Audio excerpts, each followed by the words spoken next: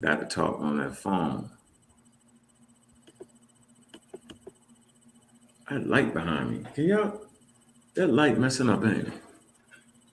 TV light. Oh man,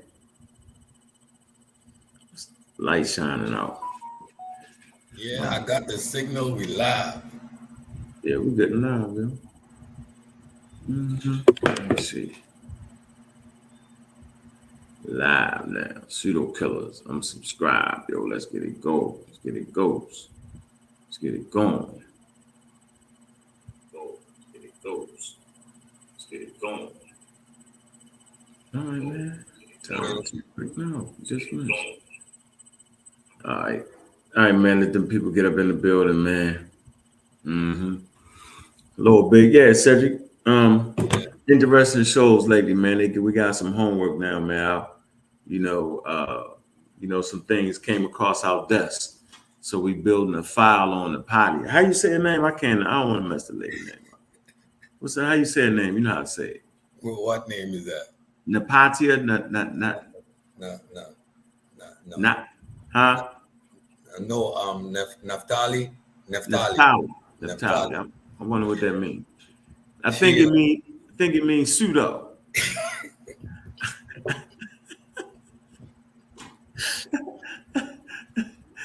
So you 8 to 80, blind criminal crazy, man. So we want to make sure in our discourse for this month, we gotta get her.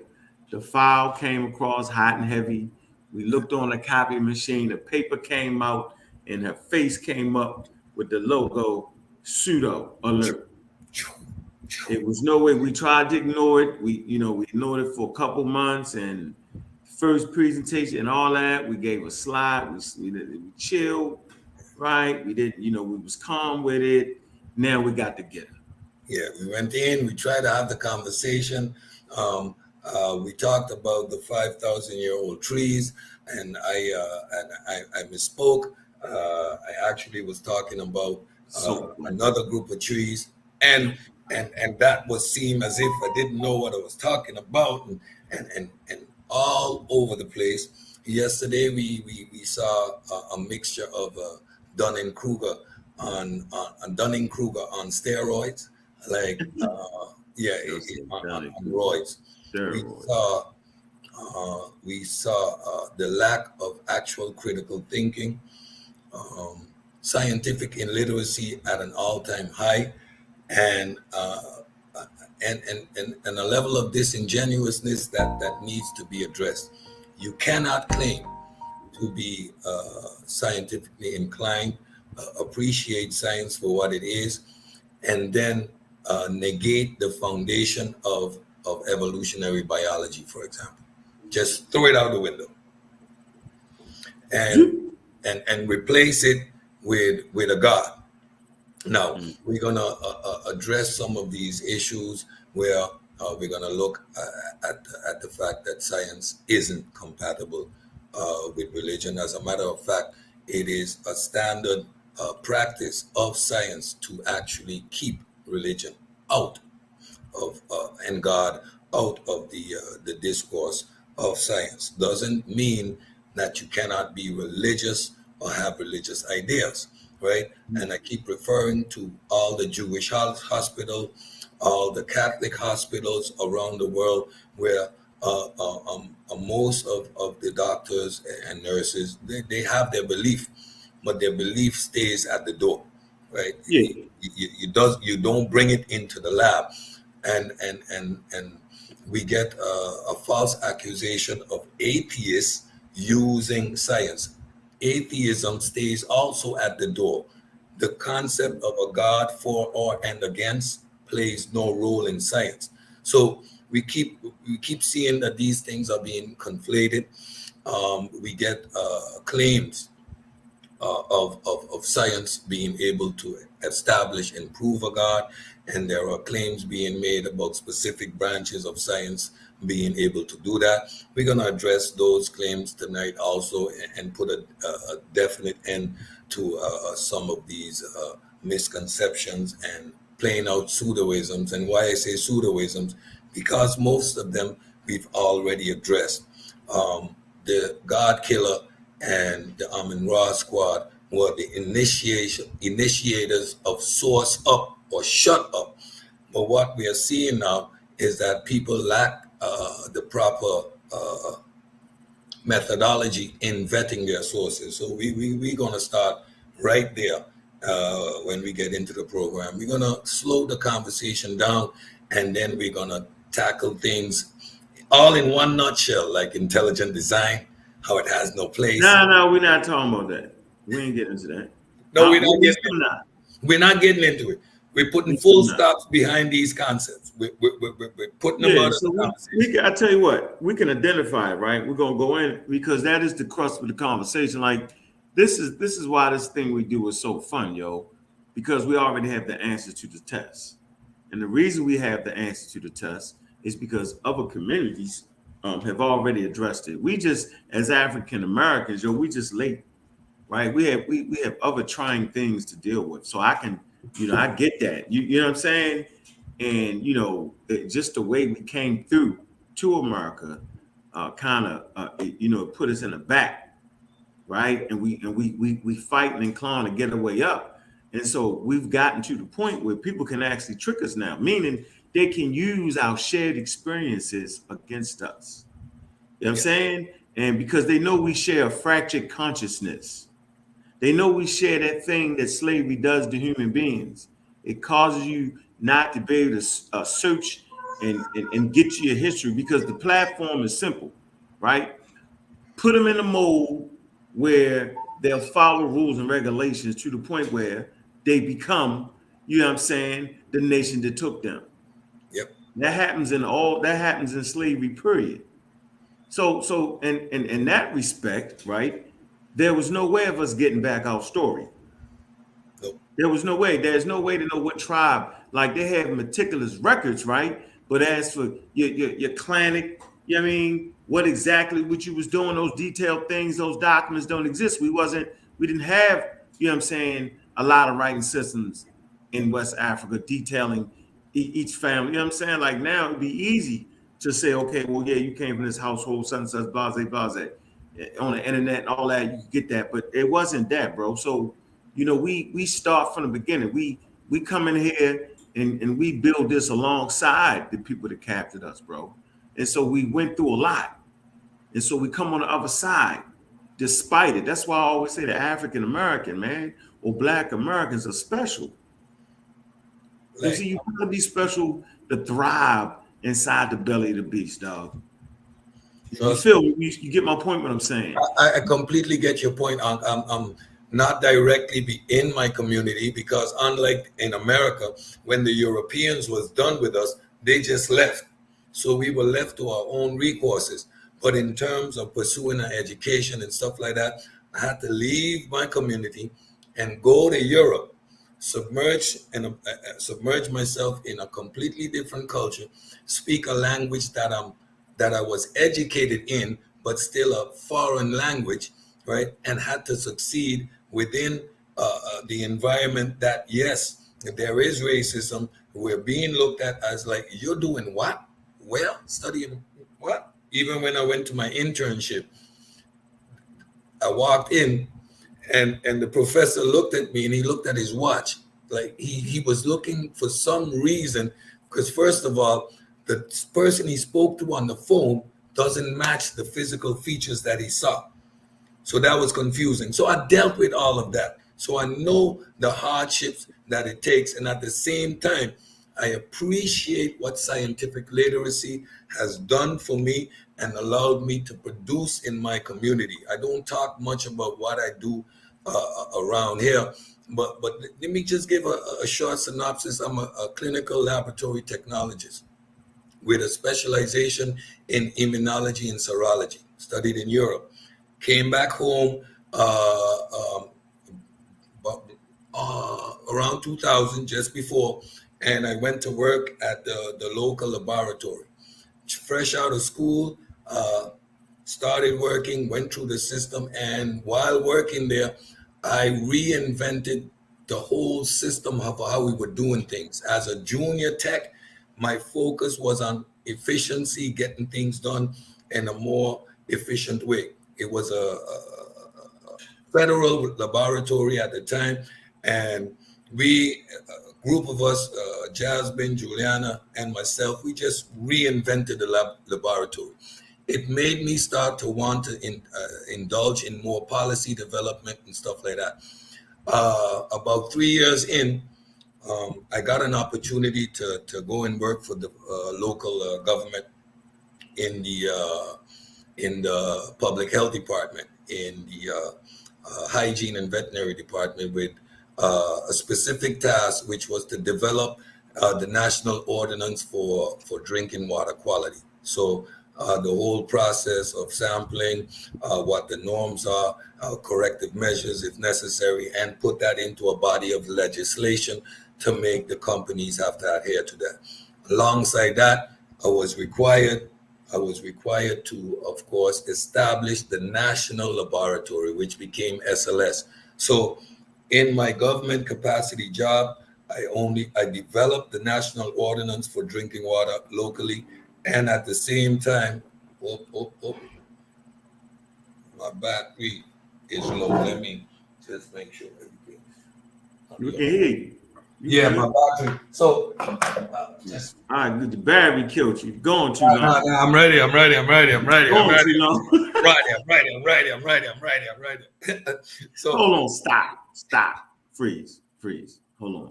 We got a comment in the thing. So on the source of a shut up. So I actually popularized it, but the first person I heard say it was Juju. Yeah, it's a motherfucker. Juju. She was like, so shut up. Yeah. Mm-hmm. So yeah, that be to her, shorty. But I had the flair and debonair to take that shit to the next level. Don't ever forget that. You know what I mean? I had the the rigor at the proper moment to tell a motherfucker, look, shut up. See, Juju couldn't go that hard. It'd have been unladylike. You know how they put the women in the box where they can't say nothing, put a box them up. And so, yeah, this conversation here, man, that we're gonna have a series of conversations. And you know, like I said, that file came across our desk. Pseudo alert went off. The sirens got the gleaming, right? Somebody fell into the trap. How did they do it? They like everybody know. Tiptoe around them niggas.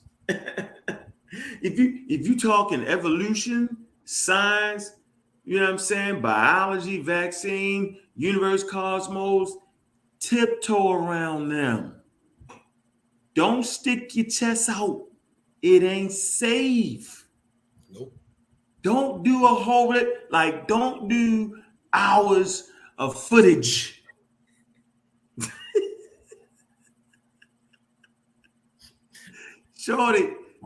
Shorty just so she green, yo. You know what I mean? She green and she got the rigor, and she's just smarter than most of them Hebrew dudes. She's smarter than the rest. Listen, she's smarter than the rest of them. Hold on, what's the dude name that always act like he protecting him? What's his name? Hanal? Kwana. Yeah, he the one. Yeah, he the one I'm gonna always be banging on for real, right? Because he a nut. He do something. This what he do. Tell me the name of the person. Tell me the name of the person that created carbon dating. What? Jesus Christ, nigga, I don't know. What? Well, I don't care. So listen. So he thinks because, see, that's a quick Google search, right? See, whoever created carbon dating, that doesn't discredit carbon dating. Me not knowing his name does not discredit carbon dating. I could actually not know nothing about Charles Darwin, right? And that does not mean that Charles Darwin's work is not actually the quote unquote foundation of modern evolutionary biology, bro. The logical fallacies. Right. It makes no sense. But he howls out, hey, what's the name of the person that first came up with the who planted the first tree? Just because I don't know the person. Tom Thumb, I don't know. Who planted the first tree, bro? Now, that don't mean trees don't grow. But for some reason, this loudmouth that she had hovering around him, I don't know why He be hovering around her. He's a loudmouth, right? And it's amazing to me how they really think that. Because I could ask the question, well, who wrote the first scripture? Who actually put that first scripture on it? Don't nobody know because we don't have it. There's We no don't have it. facsimiles. A facsimile is the direct copy from the original. They don't We have don't no have it. facsimiles, right? There is no direct copy from the original. They don't have the original nothing. So if I say, what's the name of the person? What's the name of the scribe that wrote that? None of these niggas, none of them would know it. So does that mean that the Bible didn't become a text? Does it mean that the Torah wasn't written? No, it don't mean that. So Canaan, the nut, you're a nut. Yeah, see, I'm gonna call you out your name because you earned that, right? And I'm gonna give the sister respect and not do that. So let's address. I want to first of all go ahead and finish your credentials because I kind of cut in, right? I wanted to cut in just slightly, Yes. like break. I gotta break you up in spaces sometimes because you damn That's near all bad good. as me. Can't have too bad at you. That, So if I go 30, if I go 10 minutes, then you gotta go 6 minutes. If you go 10 six minutes, then minutes. I Six gotta go minutes. 6 minutes. We gotta balance that out. So Yo, get back. balance You it was out. actually you Yeah. was actually So, giving your qualifications, which was I had never heard that detail before. So go ahead, finish so, that. Yeah, go ahead. so I, so during my tenure in public health, which lasted 14 years, the reason I don't work anymore is because I had a stroke. So now I'm on disability. I got time to do this work, right? But I put in the work and building my community. I established a national laboratory that went along with the national ordinance, drinking water ordinance. So in terms of the national laboratory here that does all the clinical work and all the environmental work for the island, I established that. I wrote the program. I wrote the organizational structure, and I was the first director of that national laboratory. I also established a national food safety program, which is science-based approach to food protection. It's based off of the NASA principle on how food is preserved and prepared and protected, and we use an outdated system of just measuring for testing individuals for salmonella and shigella. I completely redesigned the whole program and made it an educational based program so you understand microbiology, how time and temperature affects food, and the necessary steps to protect food. That's a national program that I established. So in terms of doing things for your community, and I build institutions. Like every 2 years, you need to get recertified, and that's been going on for the past almost 20 years now. Next, so this is just some of what I done. And during the pandemic, my holistic abilities came into fruition. My background, specifically in immunology and serology, allowed me to understand the virus itself. Being working in public health, we got a basic understanding of how epidemiology work, how to do field research, vector controls, what are vectors. During the MERS and SARS-1 epidemic, I was part of the national team.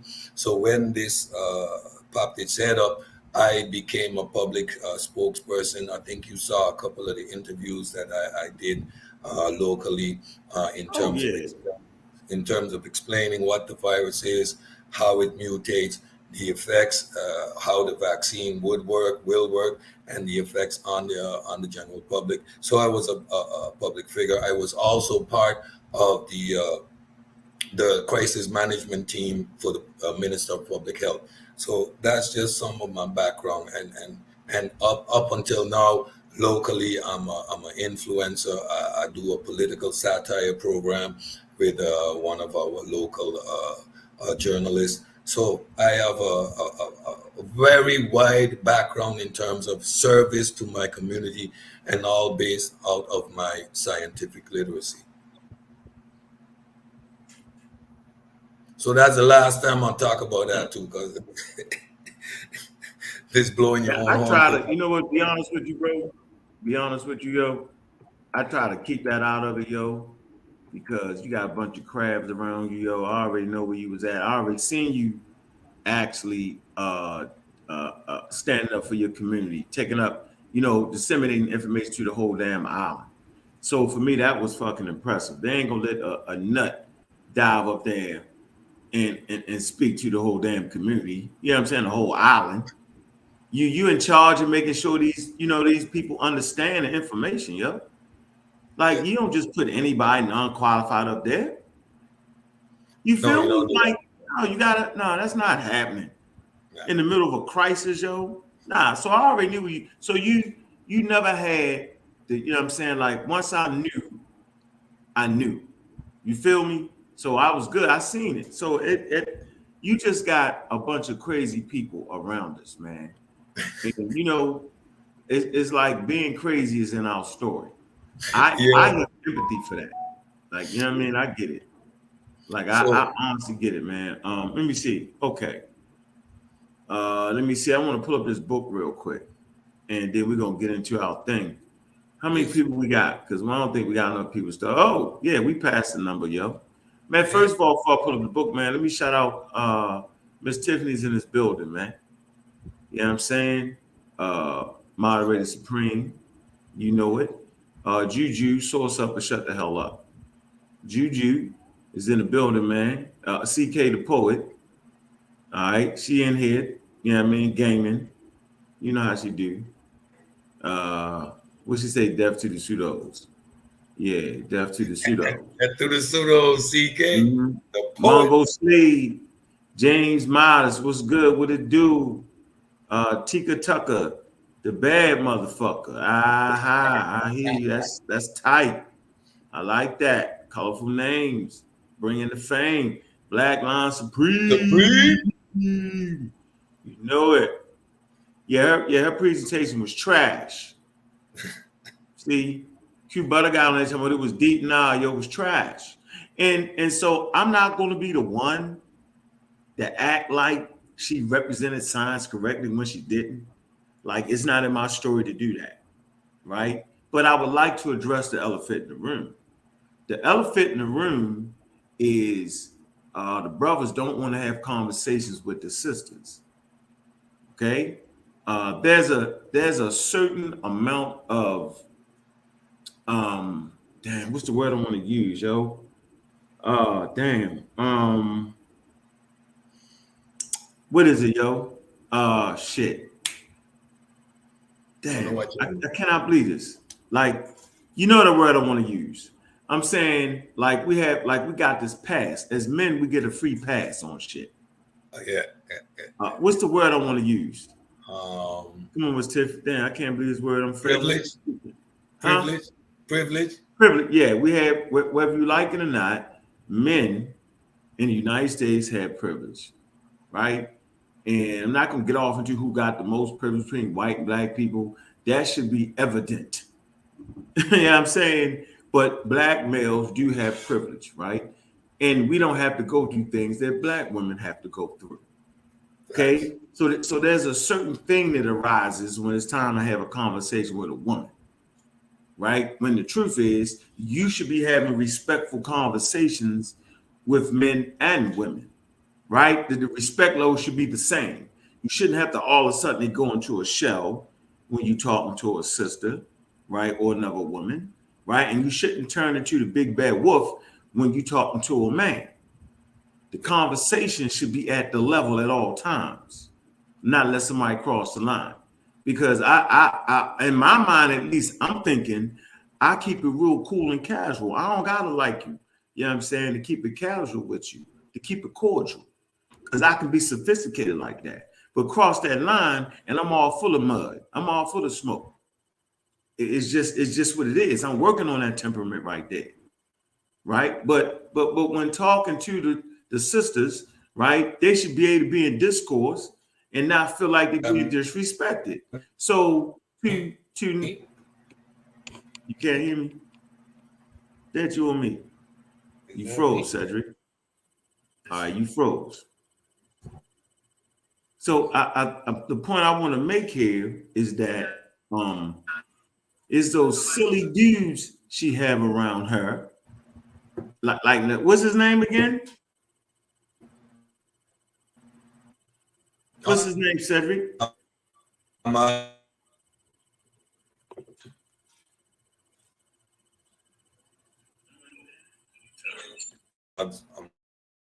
amongst each other as men, it shouldn't be warranted or necessary that we go out. Yeah, we go. We're back. Back. Cool, man. You hear me? Yeah, you was in the matrix. Yeah, cool. Whatever his name is, yo. He loud. In the chat? Yeah, they can hear you. Yeah, he loud and anti-scientific, bro. I mean loud and wrong.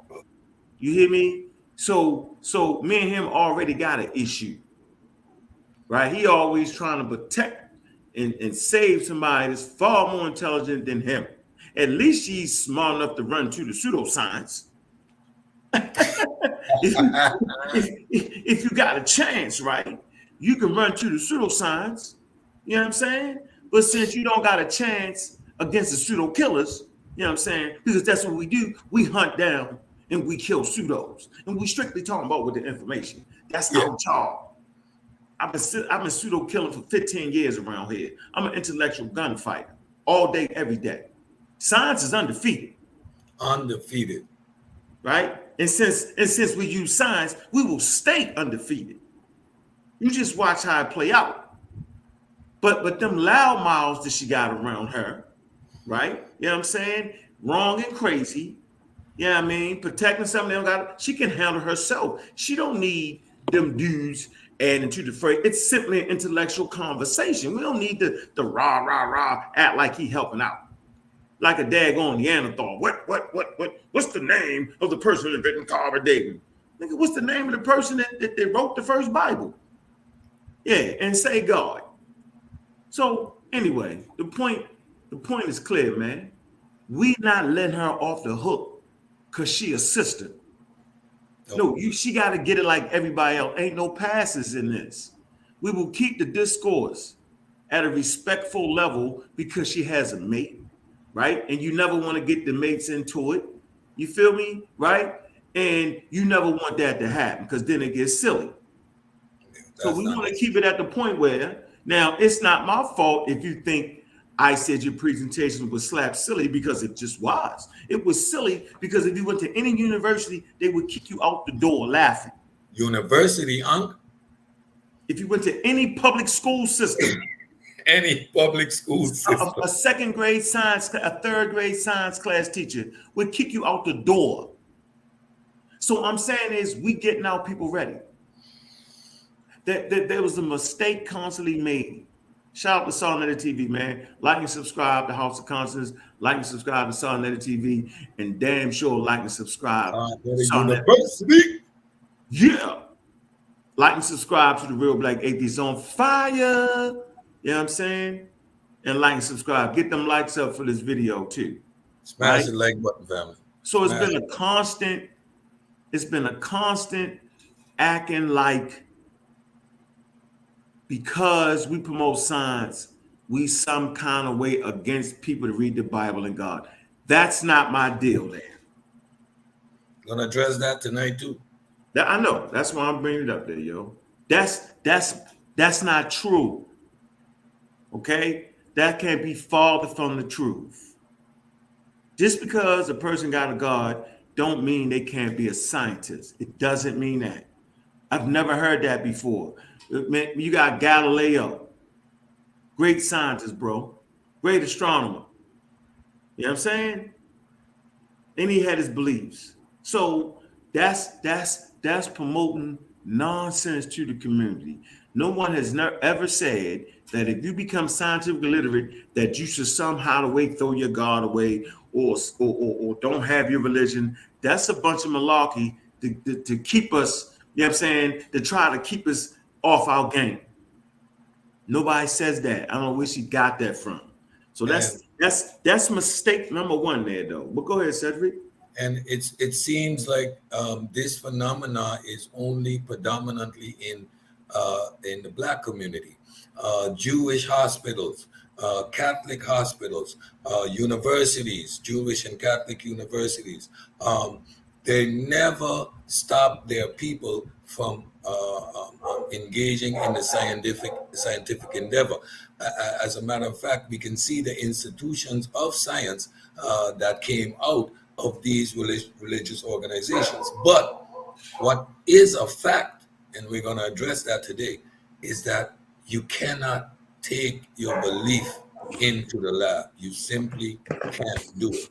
And once you make that error, you're going to run into fundamental problems with science.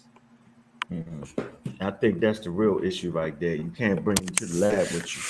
You got to be sophisticated enough not to do that. And yeah, yesterday we heard and saw clearly. I'm going to dismiss natural process of evolution, and I'm going to replace it with the God. You clearly went against the fundamentals of the scientific process. You interjected your God, and that right there is a fundamental error in the application of science, and of course that's going to be explained by methodological naturalism, because that aspect of what science is seems to be missing out of the conversation. And once we put these elements in place, they can no longer bring them up, because we're dealing with kill shots. We're ending the discussions where some of these questions or claims are concerned. So when you're ready, get it going. Yeah, the Catholic Church. Yeah, but the Catholic Church actually funded science. Yes. You can't never forget that. If you leave that out, the wackos gonna come get you for it. They're gonna play. No, I didn't leave it out. I didn't leave it out. True. No, I was reading in the chat. I'm not talking to you. Oh, sorry. Yeah, well, stop. Well, you funny. Cedric funny. Come on, Cedric. I'm up here correcting you. I'm in the chat. All right, come on, yo. Why I'm gonna correct you? You far more credential than me, brother, man. Knock it off, yo. God, I ain't tripping like that. We're all equals in here. That's the whole thing. I learned so much from everybody on the panel. I learned so much from you. I get information that allows me to go back and do some work again. Like we've been going over the whole evolution of and the claims and stuff like that. It's very refreshing to have to go back and actually do some work and study, because once you're in this game, you know that you always got to keep refreshing and relearning and never standing still and claiming that you got this and you got that. So it's always a process of continuous learning. So yeah, Gullah tried to trick us, yo. Next show. Gullah tried to trick us, yo. Yeah, I ain't. You know what? Hey, Gullah, I'm gonna give you. I'm gonna leave you alone today, Gullah. I got you with the monkey thing, though. I did. You know, we had an emergency come across today going death, yo. He was definitely on the radar. All right. But since I don't consider you a pseudo, that's a healthy intellectual debate. That's not a pseudo debate. That's a good conversation. That's the type of conversation we should be having. Iron out the niches and the precisions in these processes. But nobody is saying we ain't animals. Nobody is saying we didn't evolve. We're just having a discussion on terminology and classifications, which is a good one to have. But he Gullah ain't gonna overdo it. Yeah, I mean, like you had to be in the goddamn university, know what the hell he's saying. You know how Gullah do that shit. I'm taking them to the next level. Gullah, stop it. Let me stop.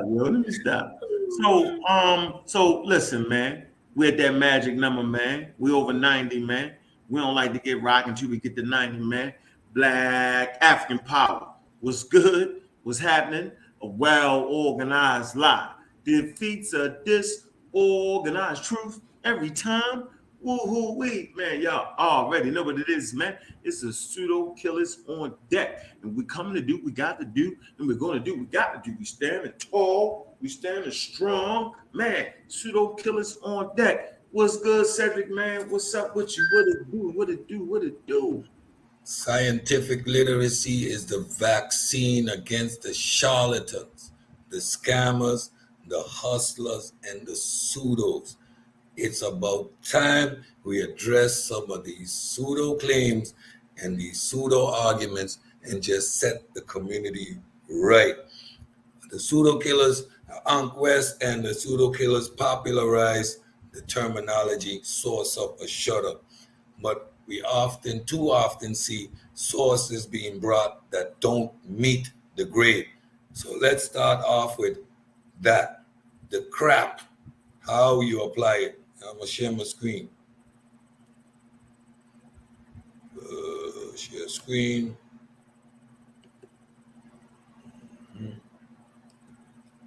Man, we can't even, you move so damn quick, we can't even introduce the damn presentation. Jesus Christ. Go ahead, man. We're gonna dive out the one who Go ahead. I'm just getting ready.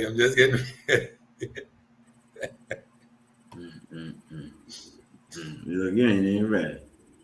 Yeah, yeah. So yeah, man, we're gonna have this piece. We need to cover some ground here on scientific literacy, a few other things before we can even get to the cusp of the whole actual conversation, man. Because we sit there and listen to 3 hours of people mangle up science, man, and this was crazy, man. Man. Am I sharing my screen? Let me see here, man. I got a question in the Discord, man. Y'all can always put your question. No, you're not sharing your screen. Oh, yeah. Hold on, Cedric. My fault. Here you go, bro. You in the game. Okay. There you go. You in the game. Can't see it. What? Go ahead. I see you. There you go. I can't. Let me see. Hold on, Cedric. Hold on. I made it bigger. Let me see. Let me get you off that. I'm gonna do this. Think I can see it. Which one can we see? All right, go ahead.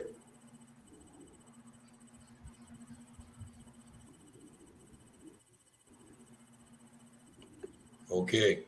I hope everybody can see it. What is a way to vet your sources to make sure you are using the most accurate and up-to-date information for your research? The world is full of information, and it can overwhelm a researcher. Using the crap test to see if the information is rightly valuable is a mark of a good scholar. First, we start with the currency, the timeline of the information. When was the information published or posted? Has the information been revised or updated? Is the information current or out to date of your topic?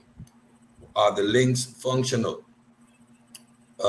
Relevance, the importance of the information you need. Does the information relate to your topic or answer your question? Who is the intended audience? Is the information at an appropriate level? Have you looked at the variety of sources before determining which one you will use?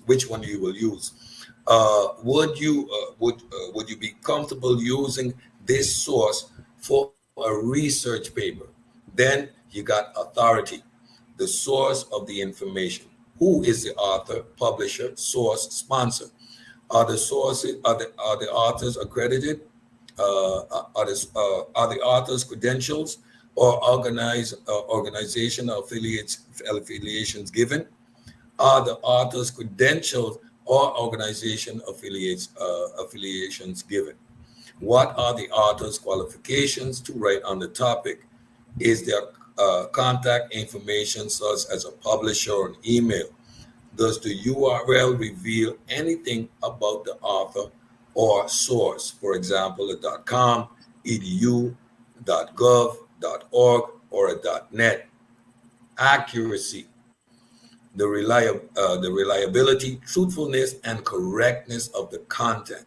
And where does the information come from? Is the information supported by evidence? Has the information been reviewed or referred? Can you verify any of the information in other source or from personal knowledge?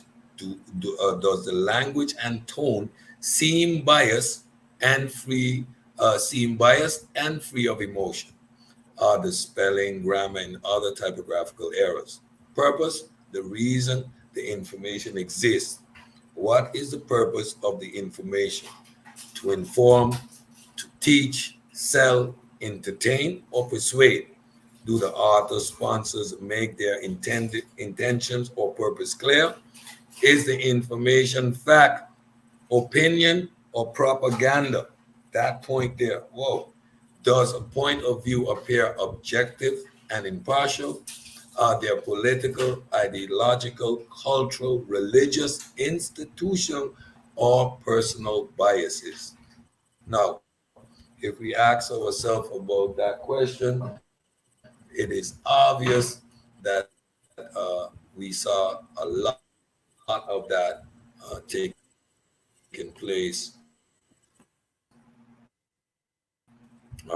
place last night, right? Where the information wasn't vetted, we didn't get any accreditations from what the sources were, and some of the information was completely bogus, and some of it were, most of it was just her opinion and conjecture. Now, point that we need to entertain this discussion any further. What is scientific literacy and its importance? It's a scientific daily.com, scientific literacy and its importance. It is written by Robert Hansen, PhD from George Mason University. If you just click on here, you can see, uh, let's see, got some more about his credentials and stuff before we go on.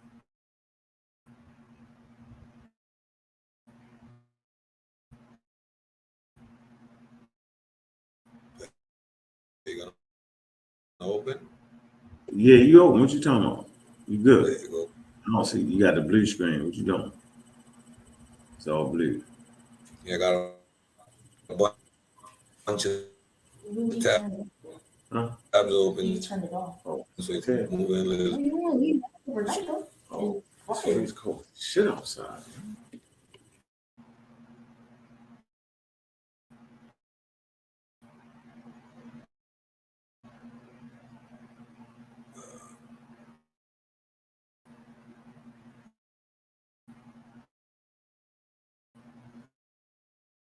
back. Can't hear you. You talking? But he's an accredited and credentialed PhD.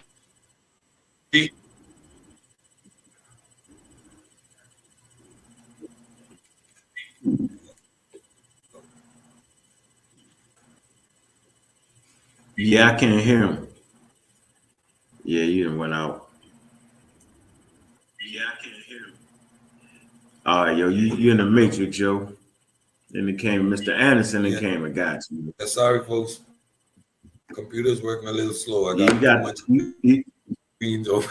yeah, you got the dial up, yo. Get away from the dial up, Cedric. There you go. All right. We're back. And this is taken. You got me to mic. I ain't saying nothing.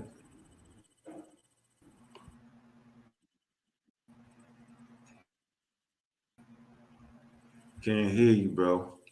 Got me your mic on. Robert Hazen, PhD, George Mason University. Agent Smith, yo. Agent Smith. Scientific literacy encompasses the facts, concepts. You What? mute your mic. Wow, what's happening? I can't hear you. The facts, concepts, and everyday issues. So just general life. However, scientific literacy share understanding of concepts alone. A scientific temper, the understanding that science powerful in. Yeah, I'm talking. You can hear me? Yo, you like 10 miles behind, yo. Yo, no, we cannot hear you, yo. We cannot. Yeah, get out of the game, man. Get out of the game. Okay, so all right. So y'all pretty much can figure out where the hell we at, man. So let me I want to post this real quick. This is good. I want to put this up for y'all real quick. So to get back in the real world, he came and got him. They came and got him out of there, man. All right. I want y'all to go to my Facebook post. All right. And let me see if I can share this post right here. How can I do this?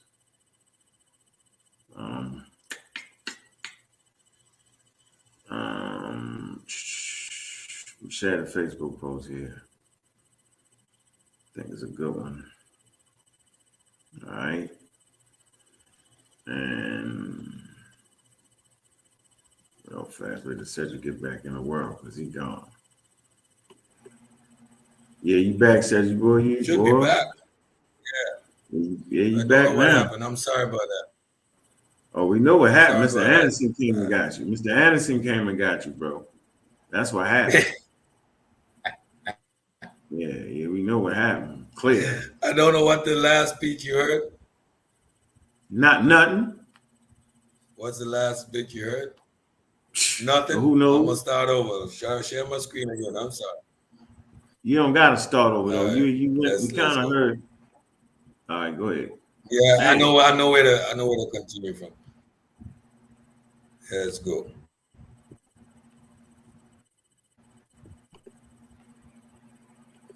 So,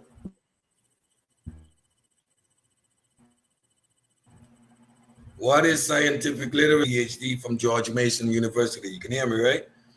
Scientific literacy encompasses the facts, concepts, and methodology needed to understand everyday issues. However, scientific literacy should not be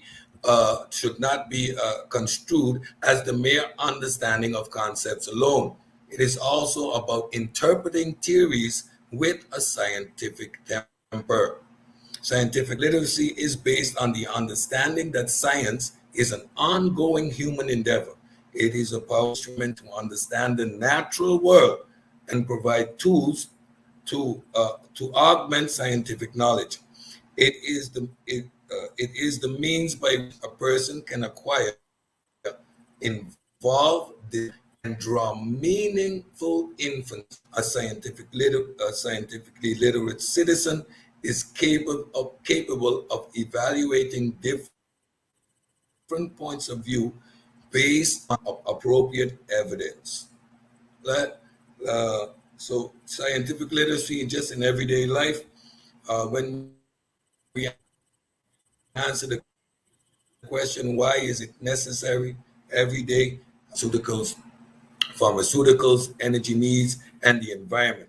Some typical stories in the newspaper of the day would include articles on natural disasters in some parts of the country, a space shuttle launch, an environmental crisis, or a bomber causing damage to public property and life. It might also include news related to scientific research, in-house research studies, the FDA regulating certain procedures or trials, and information on the weather, such as a nuclear weapon in Russia or tougher battle bloom for Bush, uh, that may seem political at first glance, are actually related to science and the environment. So, in order to comprehend these news articles, there's a need for citizens to be scientifically literate. It would help them participate in the civic issues of society and make informed decisions to improve their quality of life. Now, if that isn't really enough for us in our communities to engage in scientific literacy, nothing else will suffice. Now, when we get the question is always being posed, or the claim is made that science is used, can be used to prove God, and that science walks hand in hand with religion and spirituality, and there's no need to separate them. When I hear these arguments, then I know that people lack the foundation and understanding of what science is and how it is applied. There we have to go to the Stanford Encyclopedia of Philosophy, and then we're going to look at the second piece in the article. It's on the screen. It's called Methodological Naturalism, Philosophy and Science. And it follows. In what follows, methodological naturalism will be understood as a view about philosophical practice. Methodological naturalism sees philosophy and science as engaged in essentially the same enterprise, pursuing similar ends and using similar methods. Among philosophers of religion, methodological naturalism is sometimes understood differently as a theist, as a thesis about natural scientific methods itself, not about philosophical method. In this sense, methodological naturalism is the view that religious commitments have no relevance within science. Natural science itself requires no specific attitude to religion. So an atheist or a theist can participate in science applying the principles and rules of methodological naturalism. It doesn't say anything for or against a God. So often we say, I'm an atheist, and it is directly attached to science as if the two go hand in hand. No, it doesn't. I continue. This thesis is of interest to philosophers of religion because many of them want to deny that methodological naturalism, in this sense, entails philosophical naturalism, understood as atheism or agnosticism. You can practice natural science in just the same way as non-believers. So this line of thought goes, this line of thought goes, yet remaining a believer when it comes to religious questions. Not all defenders of religious belief endorse this kind of methodological naturalism. However, some think that religious doctrines do make a difference to scientific practices, yet are defensible for all that. Look at that's a philosopher from 1996. In a case, in any case, this kind of methodological naturalism will not be discussed further here. Our focus will be on the relation between philosophy and science, not between religion and science. What exactly is involved in adopting a methodologically naturalist attitude to the relation between philosophy and science? In order to focus what follows, let us understand methodological naturalism as a specific claim that philosophy and science are both concerned to establish synthetic knowledge about the natural world, and moreover to achieve this by an appropriate investigation. Methodological naturalism will, of course, allow that there are some differences between philosophy and science, but they will say that these are relatively superficial, a matter of focusing on different questions rather than any radical difference of approach. For one thing, philosophers' questions are often disguised by their great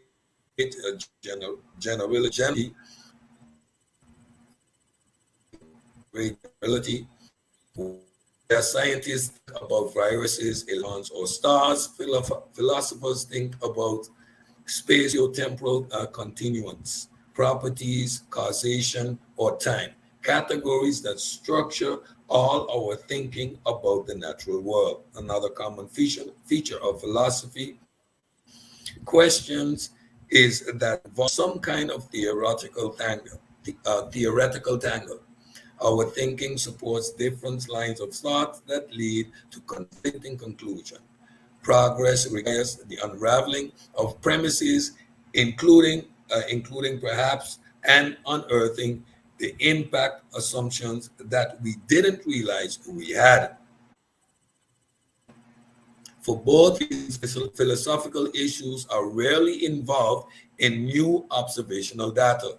The normal philosophical predicament is that we have all this observational data that we could want, but aren't sure in the best way of accommodating them. Still, methodological naturalism will urge this doesn't mean that the posterior synthetic theories are not the aim of philosophy.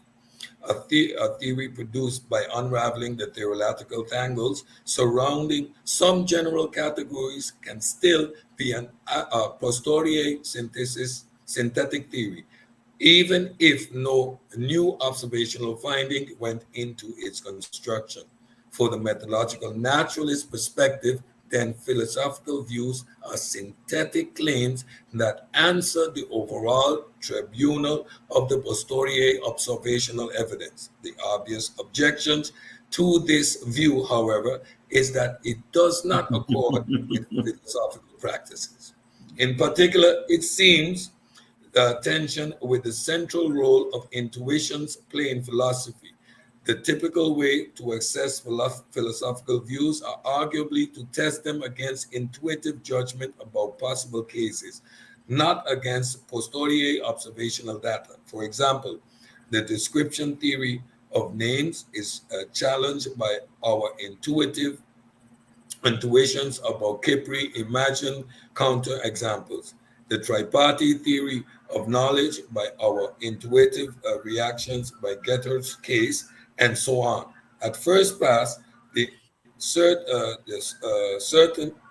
this certainly suggests that philosophy is centrally concerned with the analysis of everyday concept, not the construction of synthetic theories.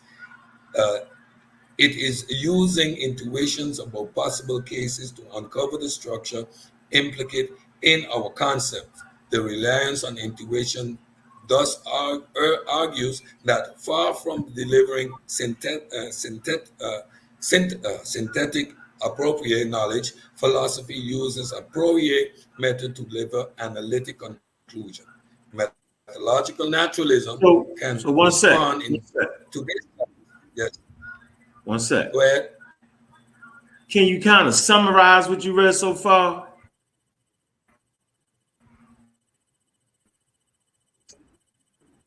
Yeah, we can't hear you. You went out. Huh? There is, we have philosophy.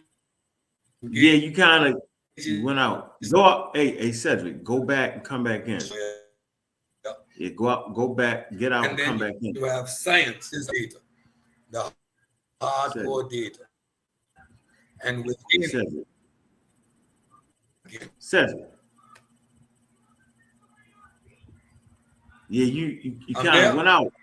Am I there? Yeah, you was there. We heard you. Oh. But when I asked the question to kind of summarize it, that's when Mr. Anderson came back again. The Dutch cut your signal. They said it in the chat. They said the Dutch came and cut the signal. Cut the signal. They don't want me talking. So they said what is you we was trying to you gotta summarize that. Help me out. Yeah, I was just gonna summarize. I know it was an important point. and the source itself, that was the philosophy joint, right? Yeah, From yeah. what school is that from? Stanford, am I correct? Stanford philosophy of Stanford Encyclopedia of Philosophy. What is pretty much Yeah. breaking down is saying when we look at how we think about things, there's a separation. We have a naturalist method using science to Mm-hmm. provide observational data for the world. And to provide accurate observational data, the one thing that is not included in these observations or can be used as a source is the concept of God. God is a philosophical discussion that only takes place in the realm of philosophy. And in methodological naturalism, the God concept is excluded to come to the data that we need in our evaluations of reality. So it's making a hard distinction between the philosophical concepts that involve religion, the mind, and how we interpret and see the world versus the hard data that science provides about reality. Mm-hmm. There's a clear distinction. Mm-hmm. So Go ahead, now, Steve. can I go to the next claim? Yeah, let me throw some. All right, what's the next claim? I'm gonna throw something in between that. Go right Go ahead. ahead. They're No, what's the next claim though? using quantum physics to prove God existence. That's Yeah. that's right in there with using science in the wrong and incorrect manner. And this is a question well, it's a claim being made, and I pose the question: does quantum physics actually prove God's existence? So I have an article here from Thought Code Dot, and Okay. it was written by Andrew Zimmerman Jones. He's a quantum scientist, and he's breaking down how this, and he's going to answer this question. The answer to the question is no. All right, freeze. Freeze Right? right there. I'm gonna share my screen. I'm gonna come to my Facebook post. Because this is how we starting it off. We getting it in right off the top. We're going right from Facebook, man. If you ain't on my friends list, man, you messing up. You should be on it, man, to be able to read this, man. So yes, this goes out to the great sister, right? She's the mother of all pseudos at this point, and she has that award. So let's read this. Let's say public enemy number one, pseudo teacher of the year award goes to drum roll. The poly is Tali, real. Congratulations. She is also on the run. If you see this individual on YouTube teaching, notify your local pseudo killer office. She's been hunted down for teaching that one, the earth is 3,000 years old, two, the Bible taught the Big Bang Theory, three, humans popped up out the dirt without evolving, and women jumped out of the ribs of men. Four, the Bible has no mistakes. Five, geology is not real. And six, last but not least, bringing discredited European creation science to the Black Hebrew communities. So when she thought we couldn't read, huh? She really thought we thought creation science was science. Yeah, it's a rookie mistake. So let's go down the list and see what the people have to say. Have about 20 comments so far. We yeah, just started. Malik Tinney, right? It say, I just finished watching the whole thing on Sonnet channel. And as I'm reading this, all I remember and hear in my head is, I got you on this one, sis. The arguments were crazy, but she is willing to be articulate, so I give her that. I'm not giving her that because if you articulate something crazy, that's helping to promote pseudoisms, right? To the people who have fractured consciousness. Malik says, I feel she tries to have a decent approach to science, but her belief is what holds her understanding back. Bright, it's a bright black woman, though. Yeah, she is bright and slap crazy when it comes to science. See, they pseudoscientists, and she teaches pseudoscience. And over the next month, I'm gonna show you. Keith Johnson replied. What was his reply? His reply was, he said, "What's her name?" Be funny. Willie Hayden says, "I will indeed inform the authorities if I see her. The Earth is 2,000 years old." Kwame Kimmy, he laughs. Here, my man right here, yo. Professor Larry said he showed the picture. Picture Larry shows this picture of these police with guns coming to get him.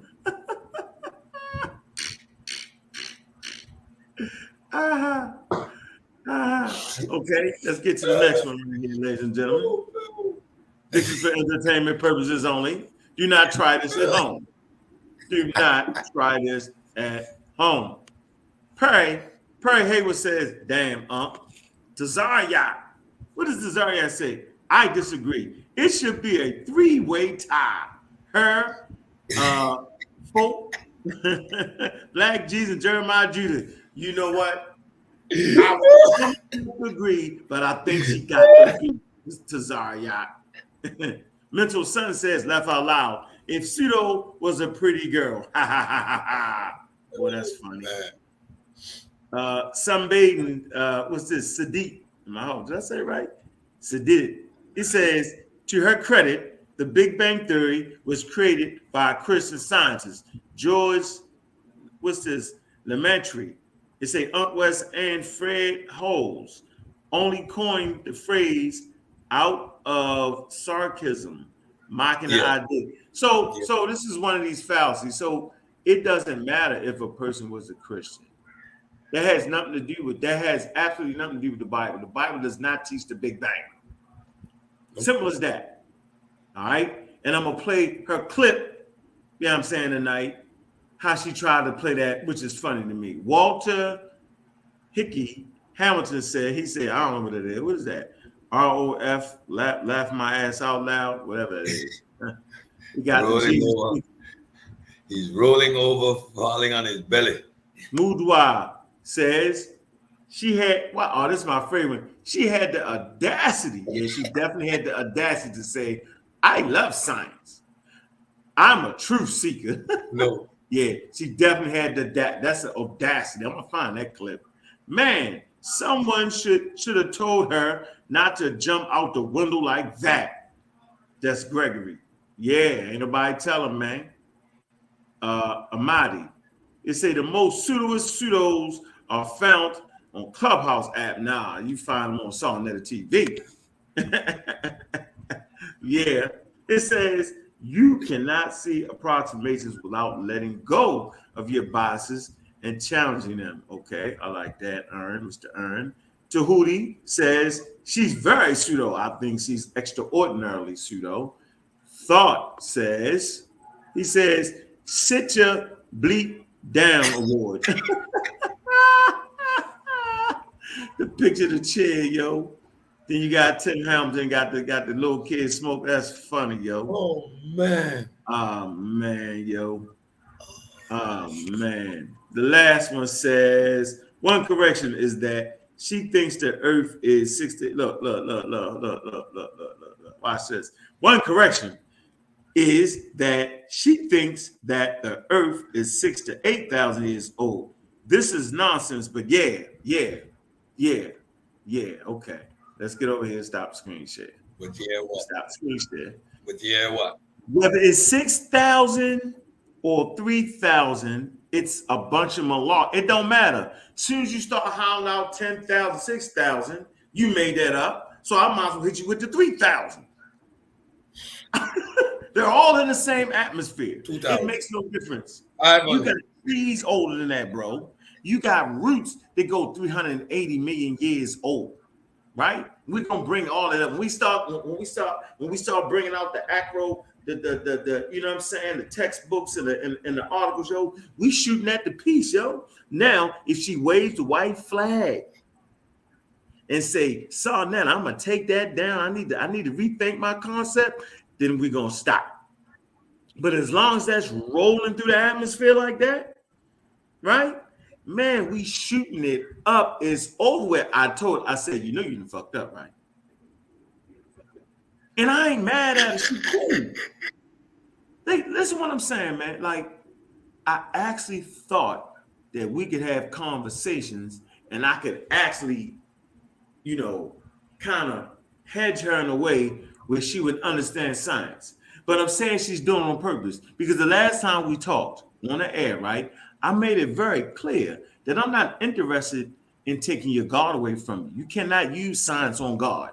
It's a supernatural thing. Science is not constructed to inform and instruct you on the supernatural because it's outside of nature. Science is for natural phenomenon. God is not a natural phenomenon. And I told her that. I said, showing you how science works does not infringe on your religion. Has nothing to do with it. It's two separate items. Both items are created by human beings, right?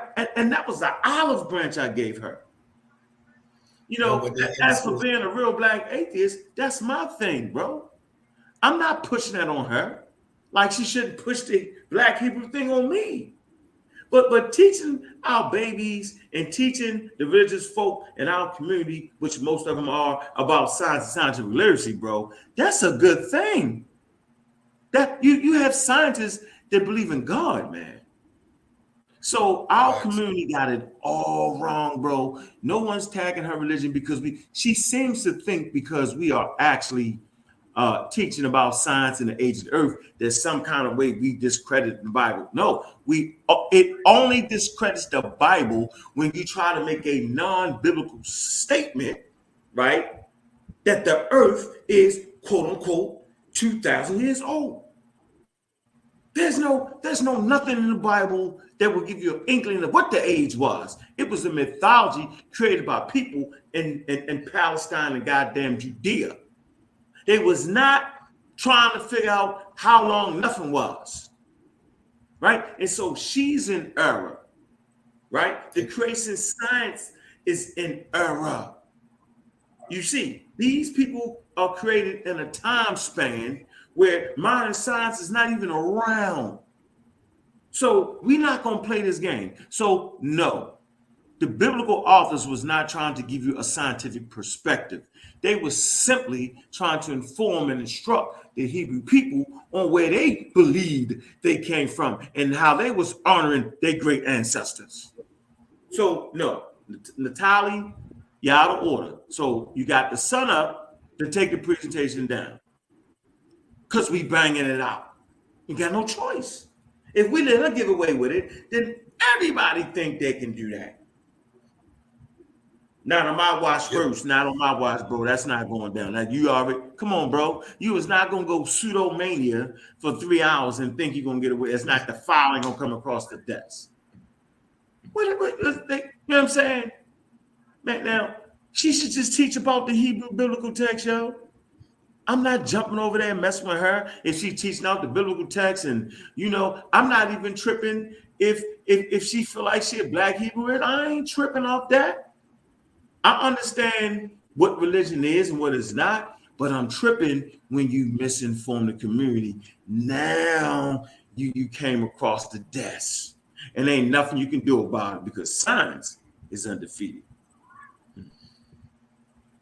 Another claim being made over and over, and she made that claim also last night. Science is a religion, or was it Quran? That it takes more faith to believe in science than to believe in God. Now let's answer that question: is science a religion? Right? Let me share my screen again. That's a good one to address. Yeah, science ain't religion. That's great. Yeah, let's answer that question.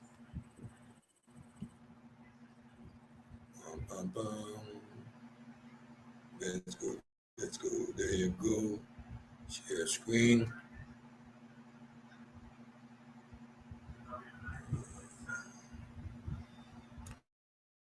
Here we go. By philosophy today. Let me do what Ang says. You know what? You put this in your pseudo killer folder. Look, the QR code right there. Can put your phone up, take this. Is Science a Religion by Eric Dietrich, a PhD. Let me just read this here. Many people think it's just another religion, no better than their own. Their reasoning is apparently something along these lines. Belief about the unseen world are based entirely on received truth, truth that is known to be right because it felt to be right. All and only religions offer an opinion about the unseen world. Science offers such an opinion, so science is a religion. For those interested in the technical, this argument is valid. So if the premises are true, so is its conclusion. The second premise is false, however. Another version of the above reasoning is religion is based on faith. Science is based on faith. So science is a religion. For those interested in the technical, this argument is invalid. It does not matter if the premises are true. It is just like this argument. All students carry backpack. Professor X carries a backpack. So Professor X is a student. Or Bill Gates is rich. Vladimir Putin is rich. So Gates is Putin. Have you ever seen them together? All arguments of this form commit the fallacy of undistributed middle. An argument of this form fails to establish its conclusion. This argument, though fallacious, can be made valid by just noting that all knowledge of the unseen world must be based on faith. So faith in all both religion and science have access to. Of course, now there's another problem which we will discuss below. Others who think that the whole science versus religion debate is annoying reason roughly as follows. I don't have to get involved in this annoying debate because science is just another religion. The prevalence of science is just a religion view is shockingly large, I say. Shockingly, because science and religion are nothing alike and, in fact, are locked in a bitter and deadly war for the minds of humans. Okay, religion cannot cure a single disease. It cannot usefully explain a single physical fact. Not where humans came from, not where life came from, not where the universe came from. Religion cannot explain volcanoes, earthquakes, thunderstorms, hurricane, epidemics, allergies, birth defects, disease. Nothing. Religion cannot usefully explain a single thing. Science, however, explains all these and a lot more. So, how can any reasonable person think that science is a religion? Furthermore, all religions have three central properties. All religions are social systems, all endorse and even require something that is supernatural, and three, all designate something as holy or sacred. Science are social, but only because that is often the best way to get work done. Religions are social out of necessity in order to reinforce their supernatural beliefs, which of course are utterly false. Just to be thorough, many significant scientific advances were made by lone scientists toiling in their labs or out in their fields, like Newton, Darwin, and Einstein. No science endorses anything supernatural. Weird, yet weird, yes, but not supernatural. Da, da, da, da. And no science continents only. No science continents anything holy. Nothing is sacred in science. All is fair game. Let us return to the second argument. Religion is based on faith. Two, religion, science is based on faith. 3, both religion and science give us knowledge of the unseen world. 4, all knowledge of the unseen world must be based on faith. 5, so science is a religion. At step 4, this argument assumes that we want to prove. It commits the fallacy of begging the question. Faith is an expressly religious thing. It is belief in deity when there is no good reason to believe in that deity and plenty of good reasons not to believe. Example, childhood leukemia, which is going to constitute the problem of evil. Uh, Childhood leukemia is a good reason not to believe in any all kind, all powerful God. So, by saying that faith is required for all knowledge of the unseen world, step 4 is saying science is religion. Concluding that science is a religion is easy when one uh, as, what assumes that science is a religion. The first argument also begs the question when it says all and only religion offers an opinion about the unseen world. That premise is also false. And what about the last argument? It's either social cowardice or the worst shrinking of one's duty.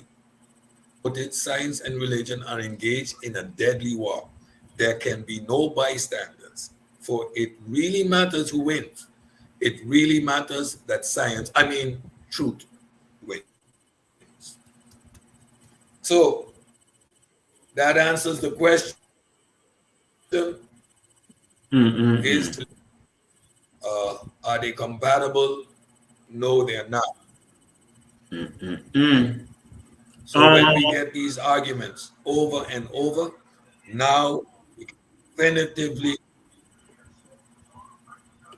can definitively accuse them of the pseudoisms.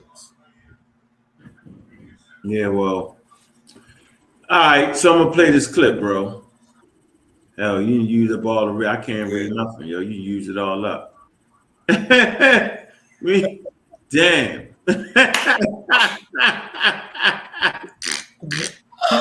Jesus Christ! If I read one more thing, everybody gonna run. They gonna like, hell no. Yeah, we had to do some reading though. We Shit. just gotta. Bullshit. No, we ain't had to read all that. We could have read a part of that, a piece of that. Shit. Now I gotta read it. Where the hell is it? You gotta send it to me, because I'll be damn. If I let you read it to me. You know, I read slow. I gotta find words and shit. Hell no, boy. Anyway, I know basically summarize the piece for us though, brother. What it's saying is it's a false claim, right? And it's based on even the claim itself is based in all in fallacy. There is no way that you're gonna equate science to being a religion. There is no foundation for the argument. It is completely a false argument. Science, again, using methodological naturalism, examines, explores the natural world around us when religion is based in the supernatural belief in a deity. Without that, you have no religion. And within science, those concepts don't exist. It is two separate endeavors, and one doesn't resemble the next. Mm, mm, mm, mm, mm. Okay. Fundamentally so. Mhm.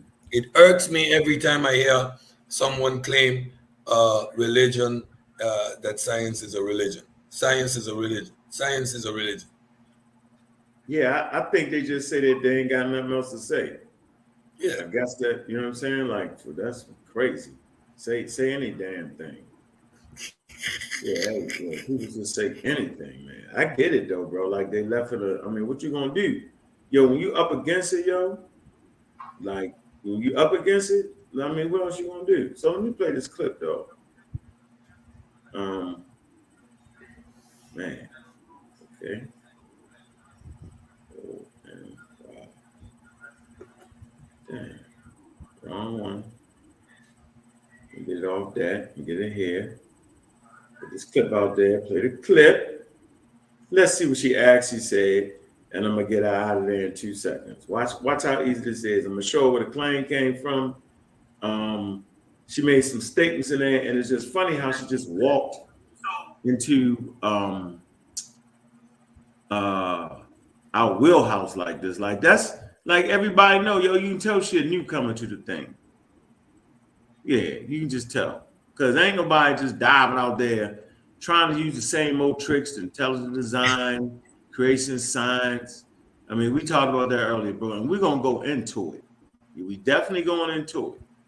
Yeah, we definitely going into the creation science and all that. We're gonna break it all the way down. You think thanks to the great sister, yeah, right? Let no Hebrew, let no black Hebrew try to use that against us again.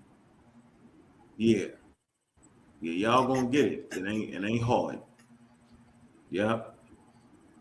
I'm gonna provide y'all with a couple sources, right? I will not be reading it. Um, and because Cedric used up all our reading time, he was selfish. He did it. He used it all up. All right. But we're gonna give you, I think I'm gonna let me see what I want. Let me grab Westminster Abbey. Yeah.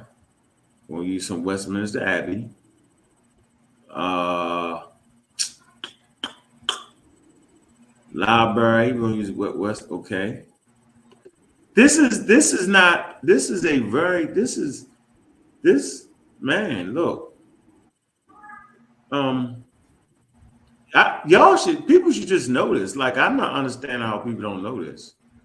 You know what I'm saying? Like everybody's been around for a while. They already know what it is. They know. Like they've heard me talk about Bishop James Usher. So the things that she talk about is not even new, and they have been thoroughly addressed. There's no getting around that. There's actually no getting around that, man. And man, why would she do it? Yeah, why would she do it? Let's see.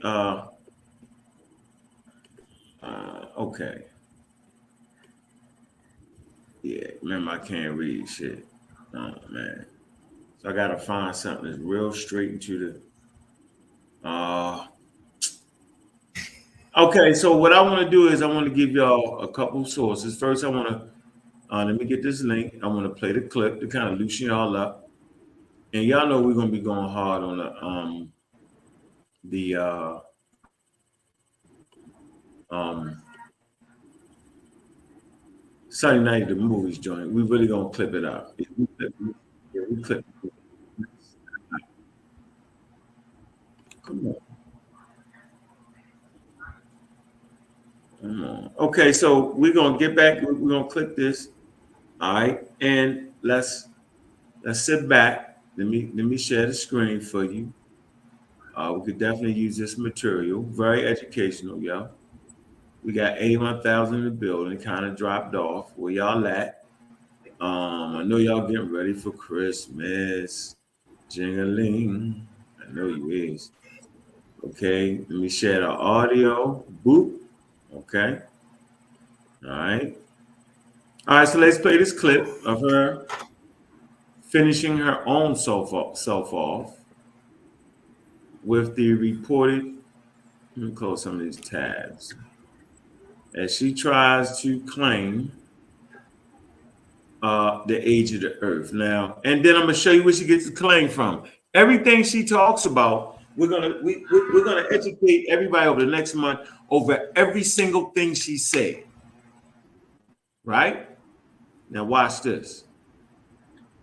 They had knowledge. They were building all this together, right? And they were synthesizing into a workable theory.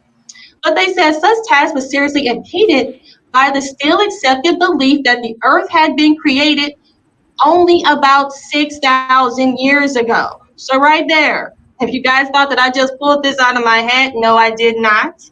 I wish I did. I wish I could take credit for it, but I can't. But here it says here that it was impeded by the still accepted belief that the earth had been created only about 6,000 years ago, according to the narrative in the biblical book of Genesis. The world's sedimentary rocks were believed by some geologists to have been formed when immense quantities of minerals precipitated out of the waters of the biblical flood. So a lot of them were crediting these sedimentary rocks, all these the fossils and all of that. They were actually crediting all of this to the biblical flood. Okay, they had knowledge. They were building all. Okay, so she makes the point here, and she is correct, that they were trying to build and trying to put it together. The sister is absolutely right about that. But remember the conversation I always have?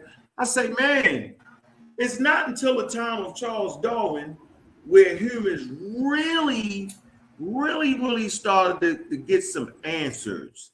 And it took Charles Darwin to circumnavigate the globe, right? Okay, he took that trip on the Beagle. That's why that's so important. And before that point, European nations, for sure, understood that they came from the biblical creation narrative. That was the running theme.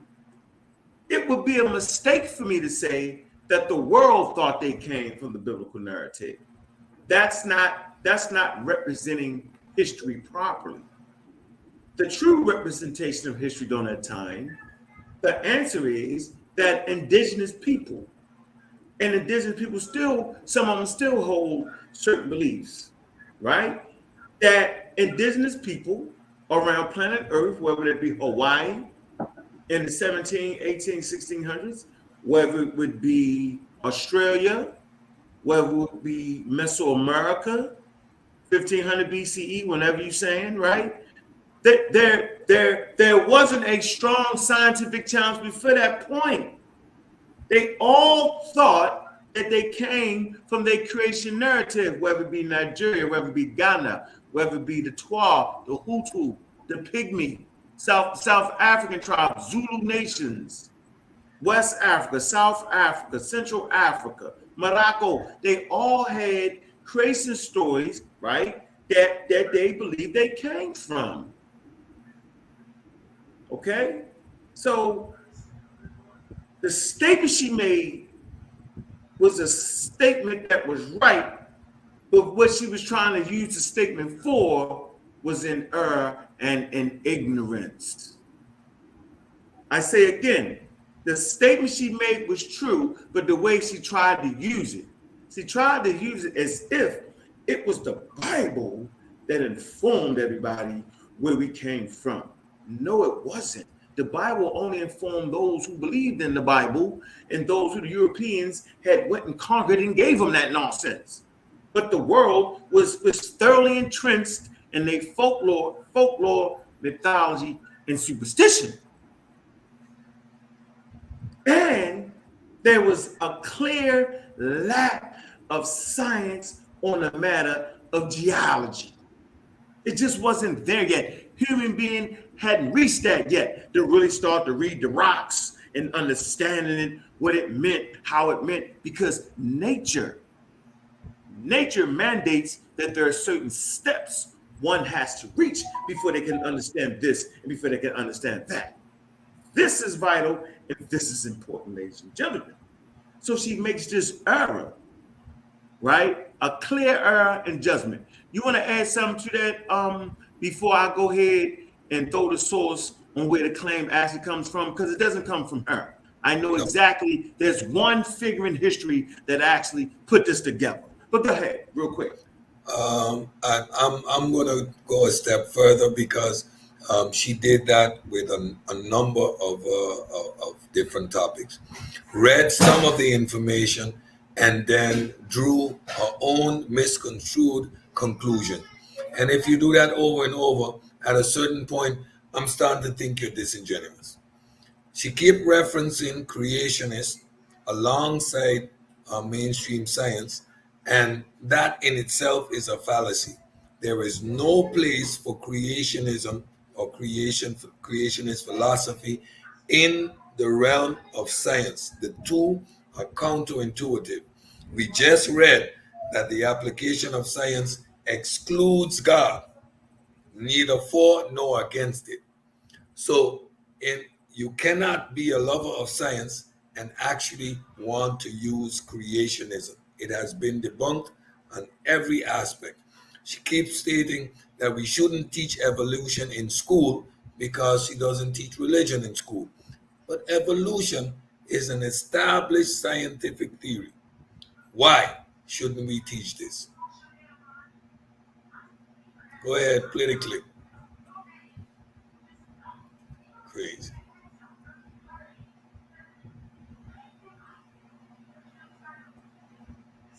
Bam, you finished? Yeah, yeah. I said, I go ahead, play the clip.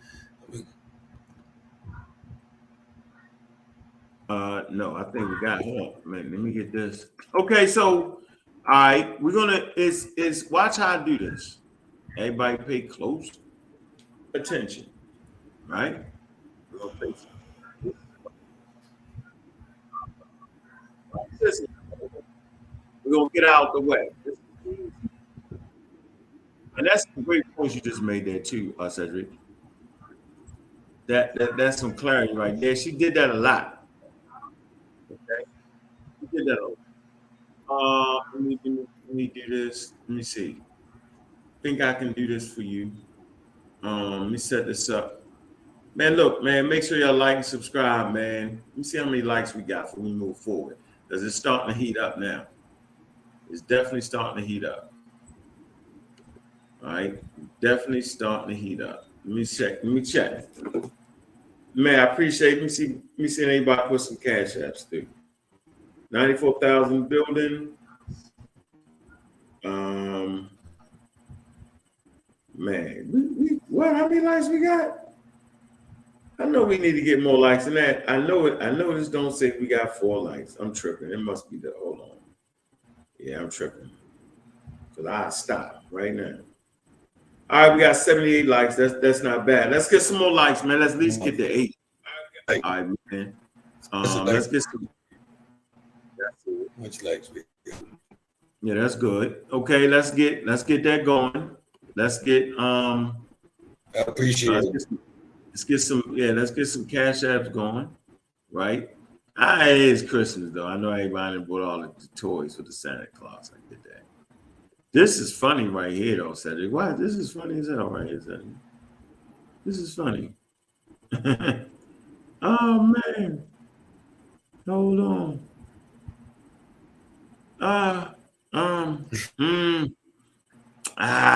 It's so many ways to go right here, yo. Nah. I'm gonna do this, Cedric. Hold on. My piece it together like this. Go ahead. It's so man, it's so many ways to go, yo. It's too many damn choices. But I gotta put this. I want to put this right square in her lap, right, and watch her squirm and do all that. But there's no getting away from it, yo. There is no way to get out of this, yo. Right? So many options, yo. We just gotta play it right. Gotta play it right. Okay, so we planned it right, and we planned it at the highest level at this point, right? And we're not even gonna get into no academic sources, right? I'm gonna show you. I just wanna touch, right? It's some touch. Watch this. Okay, this is crazy right here. Okay, so if she just made the claim, right, that the earth is only 6,000 years, y'all got to be able to count for a minute. So let's count. So you got to take away the 2,000 years. That would put you at 4,000, right? They usually say 4004 BCE will be 6,000 years, ladies and gentlemen. So that means that there should be nothing in the geological record that goes beyond, right, 4004 BCE. Are we? Let me look at y'all. Let me look at y'all. Listen, if she say the world was created, right, only 6,000 years, we're in 2000 and damn near 23. So you have to subtract the 2,000, right, and then go back 4,000. That's 6,000. That's 4 and 2 is 6. They generally say 4004 BCE is the game they play. How did they come up with this number? So we shouldn't be able to find anything in the geological record. We shouldn't be able to find any civilization or any culture prior to 4004 BCE, ladies and gentlemen, right? So, but I'm going to bring the person that actually put this together for them. Okay, this is very, very simple, very, very plain. I'll show this picture here. Let me share my screen. All right, and we're going to talk about the bishop Usher. This is what we're talking about right now. Okay, we'll come here, right, to the Linden Hall Library. Let's put the code up here. All right.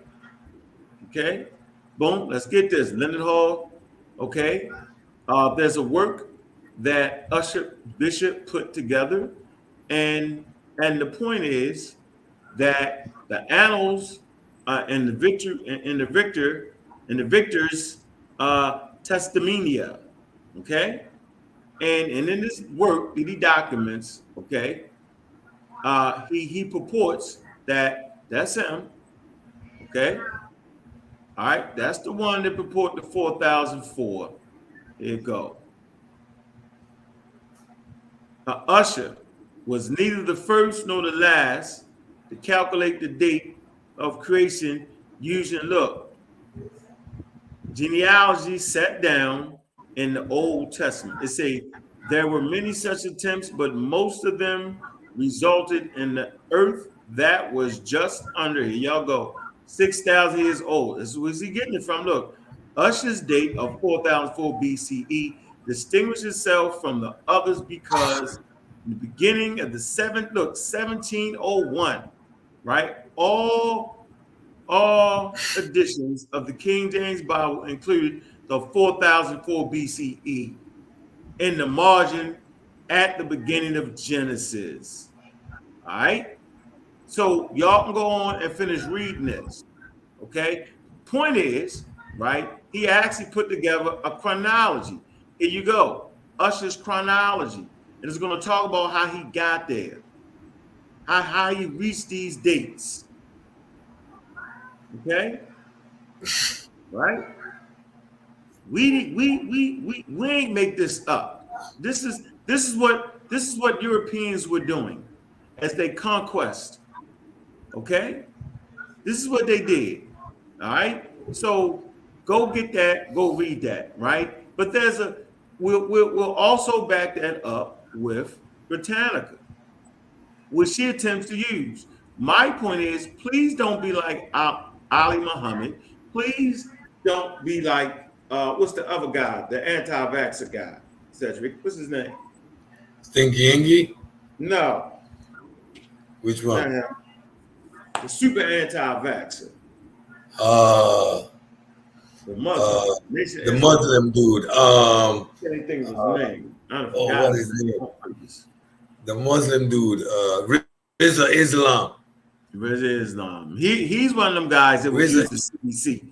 Yes, he used the CDC. When the CDC disagrees with everything he says, the CDC has scientists. In the same light, the sister uses Britannica. Britannica do not agree with the Earth being 6,000 BCE. My fault. It's 4004 BCE, which is 6,000 years.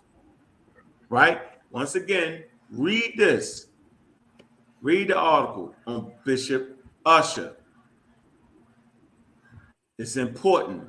So we'll come to something that's definitely older than quote unquote 4,000. We'll just click this right here, right? Here you go, prehistory. This is prehistory of Nubia and Sudan, right? North Africa, it's a prehistory times. North Africa was mostly occupied by nomadic cattle herders. The Khartoum Mesolithic, so we're in Khartoum right now, right?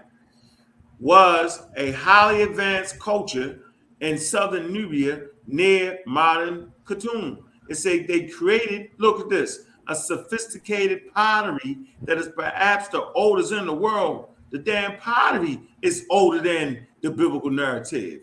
It says by 5,000 BCE, the people who inhabited what is now called participated in the Neolithic Revolution. So she bananas at this point.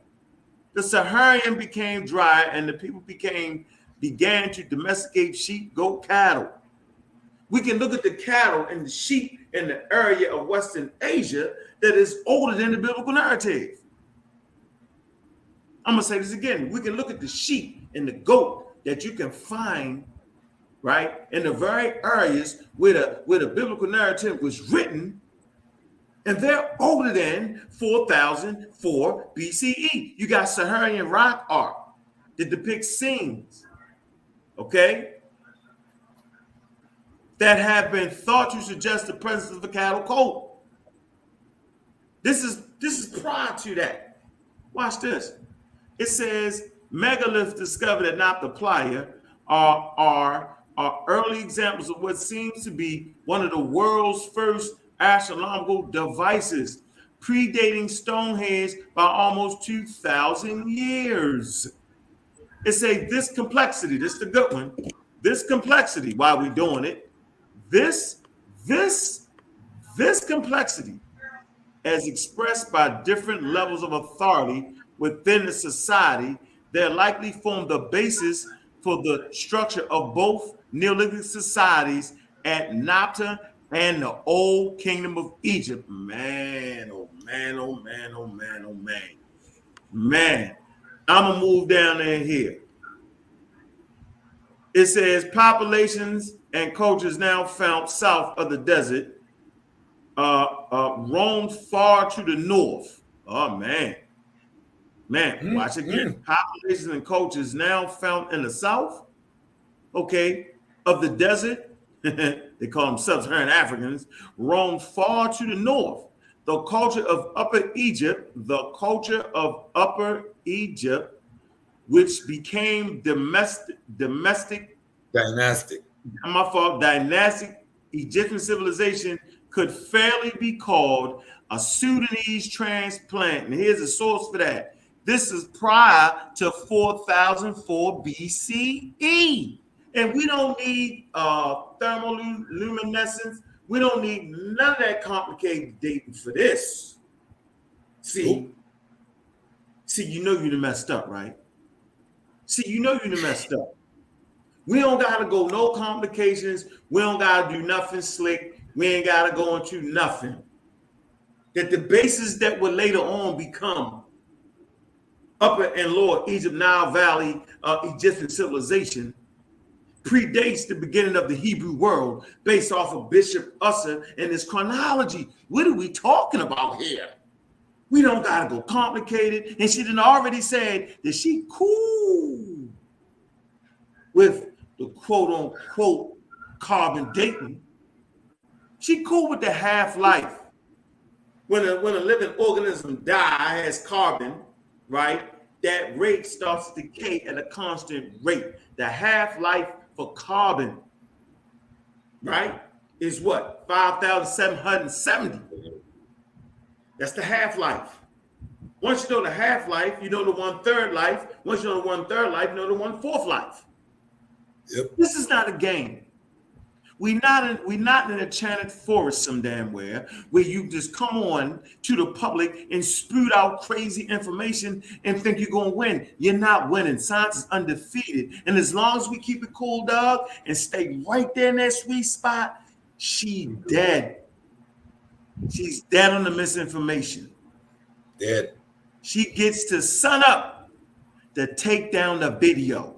This will happen for a month straight. Every single claim will be picked apart. 8 to 80, blind, crippled, or crazy. We're not practicing science. The audacity. She loves science. She doesn't love science. Doesn't love science. She loves the discredited European creation science. And we're going to do a whole show on creation science. We're going to do a whole show on Discovery Institute. We're going to do a whole show on intelligent design, discredited intelligent design. We're going to do, we got you. I said it. I said, you want to have a conversation? I got you. Yes, sir. For intelligent design, Let's look at one comment. Researchers behave scientifically. That's a question mark. Though there is a diversity within the group, intelligent science proponents generally fail to meet the norms of good scientific behavior in their work on intelligent design on several counts. First, few advocates build on existing scientific knowledge. Many misinterpret evolutionary theory and the nature of science, and do not fully understand the current research in the area before launching a critique at it.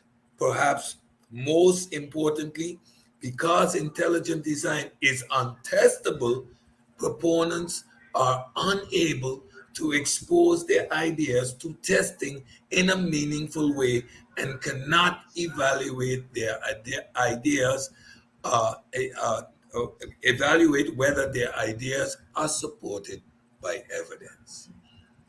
And we So yeah, we're clearly gonna do a whole segment on intelligent design. I'm gonna show you what to look for. I'm gonna show you what logos to look for. Ken Ham, creation scientist, got the brakes beat off of him. Go check that debate out. Yep. Okay. Bill Nye, the science guy, bludgeoned him. The same way we're gonna bludgeon the sister. She done. 8 to 80, blind, crippled, crazy, all in between. The smoke, hell, we want the bonfire. We want the forest fire. What are you talking about? We built for explaining scientific ideas and concepts. You gotta stay in your lane, because when you get out your lane, you get ran over. Red Rover, bring the 6-foot freak over. Ain't that how I used to say, yo?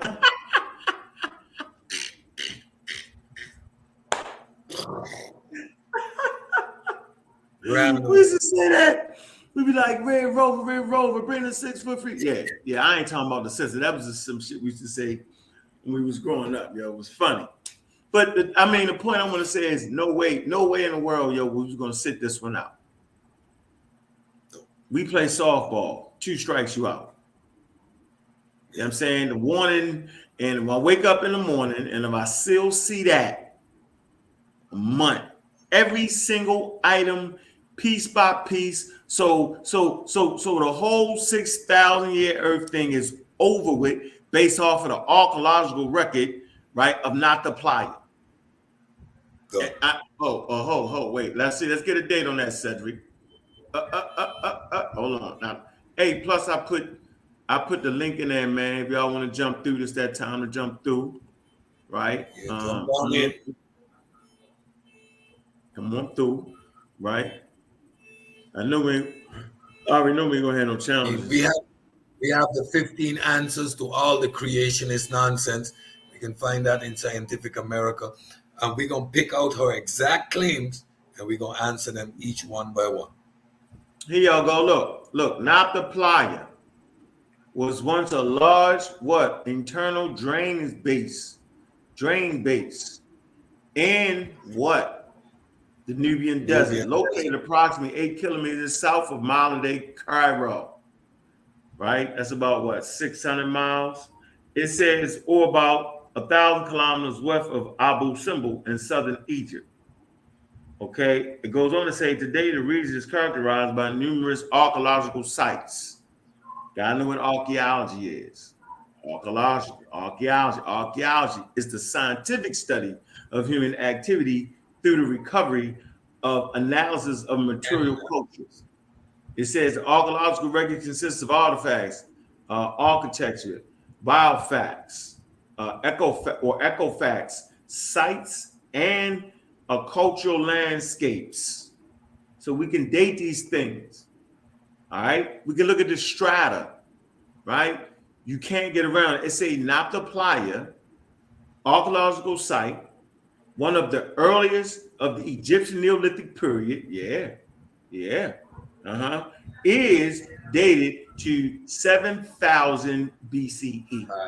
That's another damn near 3,000 years more than that's 3,500 years.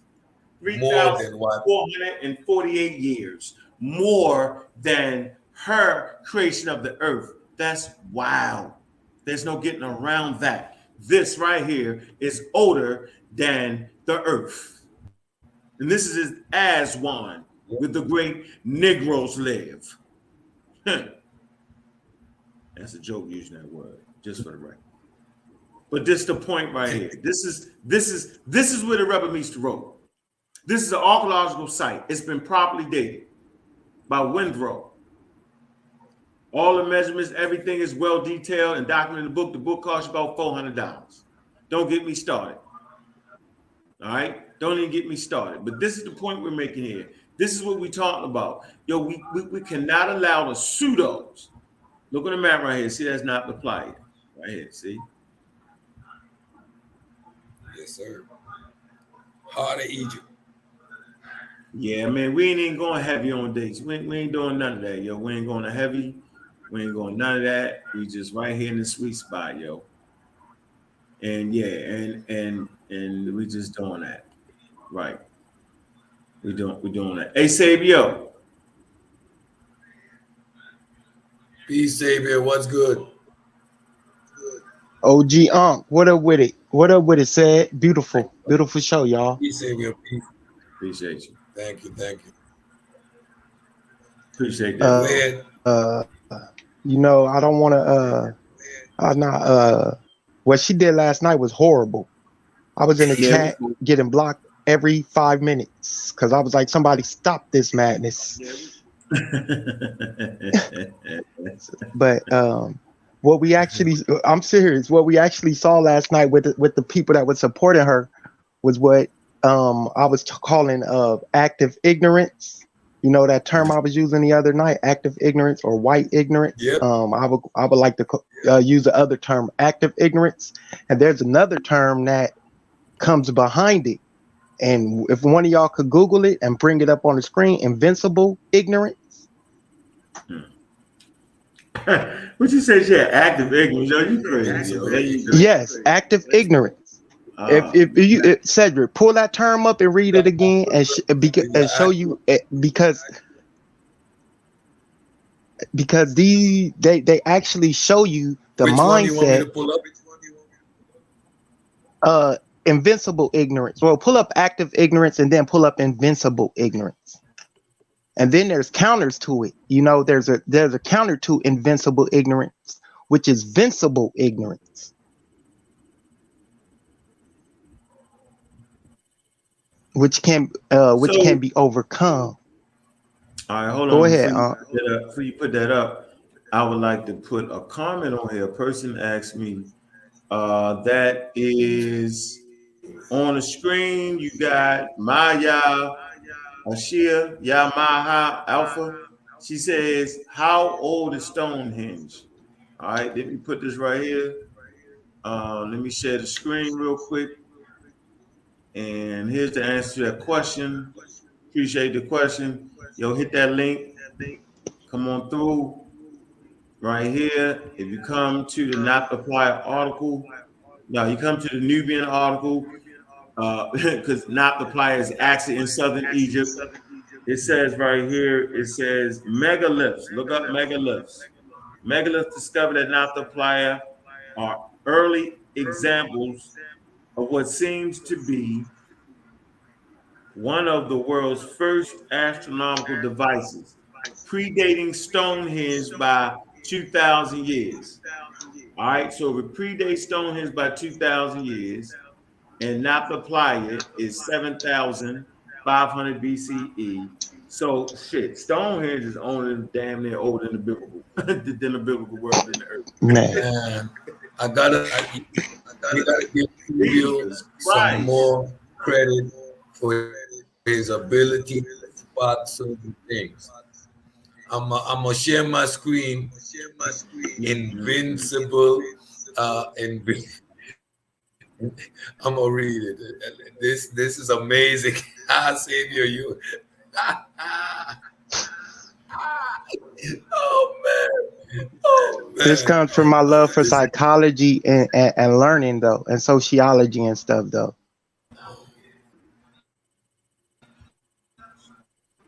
Go ahead, read it, said.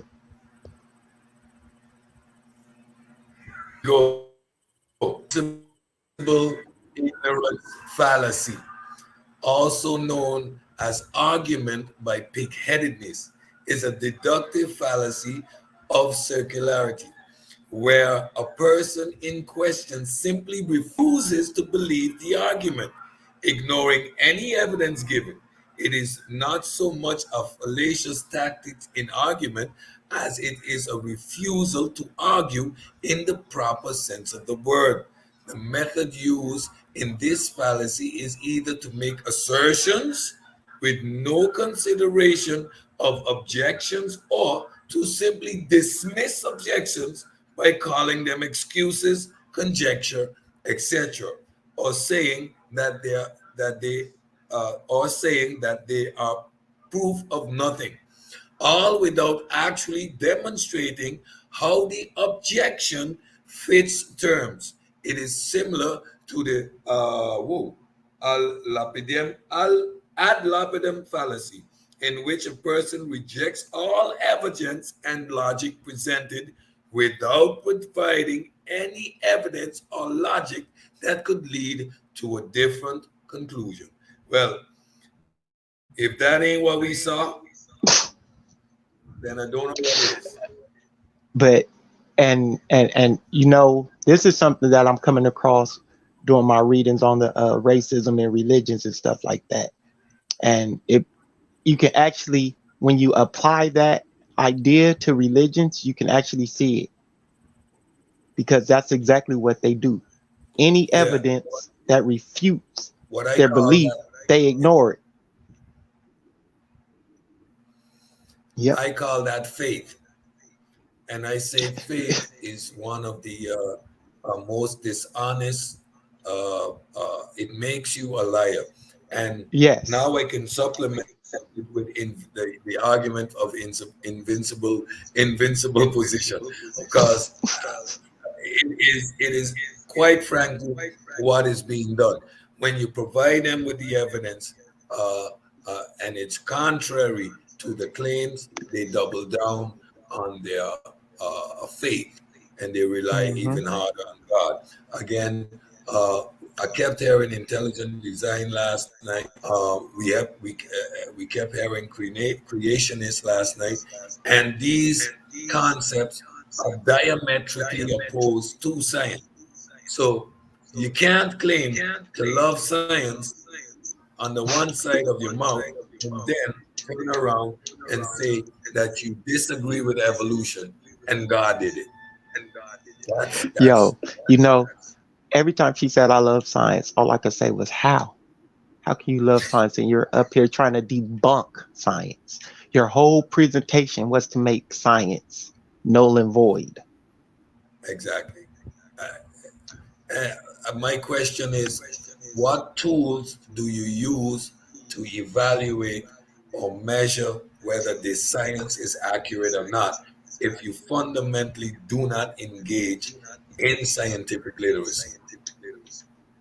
And if she has the science to, um, if she has the evidence to debunk the scientific community, shouldn't she be presenting this to like bigger platforms? Shouldn't she be like That going in front of the that that was world the world? question Morpheus posed to her, after explaining that her presentation was well put together. I mean, you spend time putting a presentation like that together. It shows a level of intelligence. Therefore, why Facts. wouldn't you engage in actually learning the material? Your religion is blocking. So Morpheus asked her, then why don't you put your work together and present it to the scientific community, right? Now, if you can overturn science, or you can prove that radiometric dating is false and that evolution is false, you are going to receive a Nobel Peace Prize. You are going to have your face plastered all over magazines. You'll have a museum and a library name after you. Man, you will So become the most famous person in the world. Forget YouTube. You'll overturn. Do you know she's overturning thousands of years, hundreds of years of science? of research. The foundation of everything that we know today. Evolutionary biology is out of the window. Man, My understanding of viruses out of DNA out the window. yo, All the universities you might as well catch them afire. They have man, no might as well burn them down. They have no use of being up. like she's Ah. overturned science. So let me go to a scripture that the sister likes to use. She likes to use 1 Corinthians 3:19. Let's read 1 Corinthians 3:19. Let's see if we can understand the point she was trying to make. She claims we was all taught wrong. Let's see. Because we can definitely read. We like reading Bible, all that. Parallel verses, see commentary. 1 Corinthians 3:19. For the wisdom of the world is foolishness with God. For it is written, He taketh the wise in their own craftiness. 3:19. Okay, the wisdom of the world is foolishness in the sight of God. For it is written, He takes the one who catches the wise by their craftiness. Now, so let's get this straight. That's not God talking. Right? I think we need to realize that. That's just a person saying it. Somebody probably was smoking weed or doing something crazy, right? That's And my just boy Paul. and wasn't smart enough and just decided to say something slap stupid. That's crazy. That's my boy Paul right there. And I can tell you exactly who he was talking about catching with craftiness. He was talking about catching those Jews and those Gentiles who did not believe in the things that he was preaching. So that he would say things and he would catch them with craftiness. He said it again in another verse in Corinthians, where I caught you with craftiness and guile. Yeah, So yeah, that's Paul. And Paul want to say, yo, if you flourish because of my lie, yo, then what's the problem? You know how he said, right? Yeah. Anyway, the point is that was the letter. That was Paul's letter. That's a letter. So he's writing this stuff in a letter, right? Letter to the Romans, letter to this, letter to that. It's not even a scripture. Let's knock it off. It's a letter, right? The Gospels are considered, the synoptic Gospels is considered that. It's considered scripture. The four Gospels, right? The Torah and all that's considered scriptures. But Paul, that's just Paul's letter. Mystical. Just his opinion. What he thinks.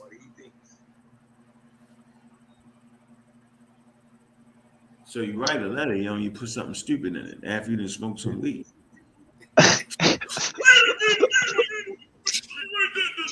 Yeah, the wisdom of the world is just crazy.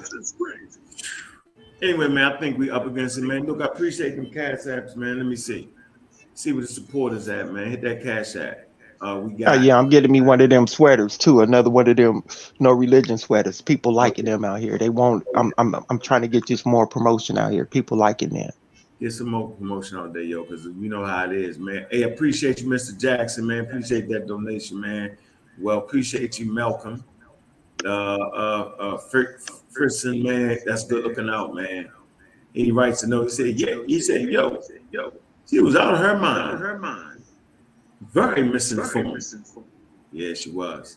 Yeah, we're gonna keep the pressure on, man. Appreciate that supporting those cash apps, man. Good looking out, man. One more thing. Can you unblock me in the chat? I know you was blocking the chat, bro. I got you. You good? Yeah, I did say something crazy. I remember when I said it too. It was when Chief X was on here. Oh man, why you missing? Come on, yo. Why you missing blase and Wishman Coleman, yo? Come on, man. Don't do that. Don't do that again, yeah, come on, man. We don't like my bad, yo. They I feel you. Yo. I feel you. You got more questions? In future bills, we're gonna deal with some more issues. I wanna get into this whole science consciousness and quantum entanglement. We gotta talk about that because that keeps coming back up. Although we beat up Lex Vortex with that craziness, but it keeps rearing its ugly head. So we need to slow that conversation down and get rid of some of the pseudoisms therein too. Uh, for just an easy conclusion, if God is observer, He doesn't always watch. Let me explain what I mean.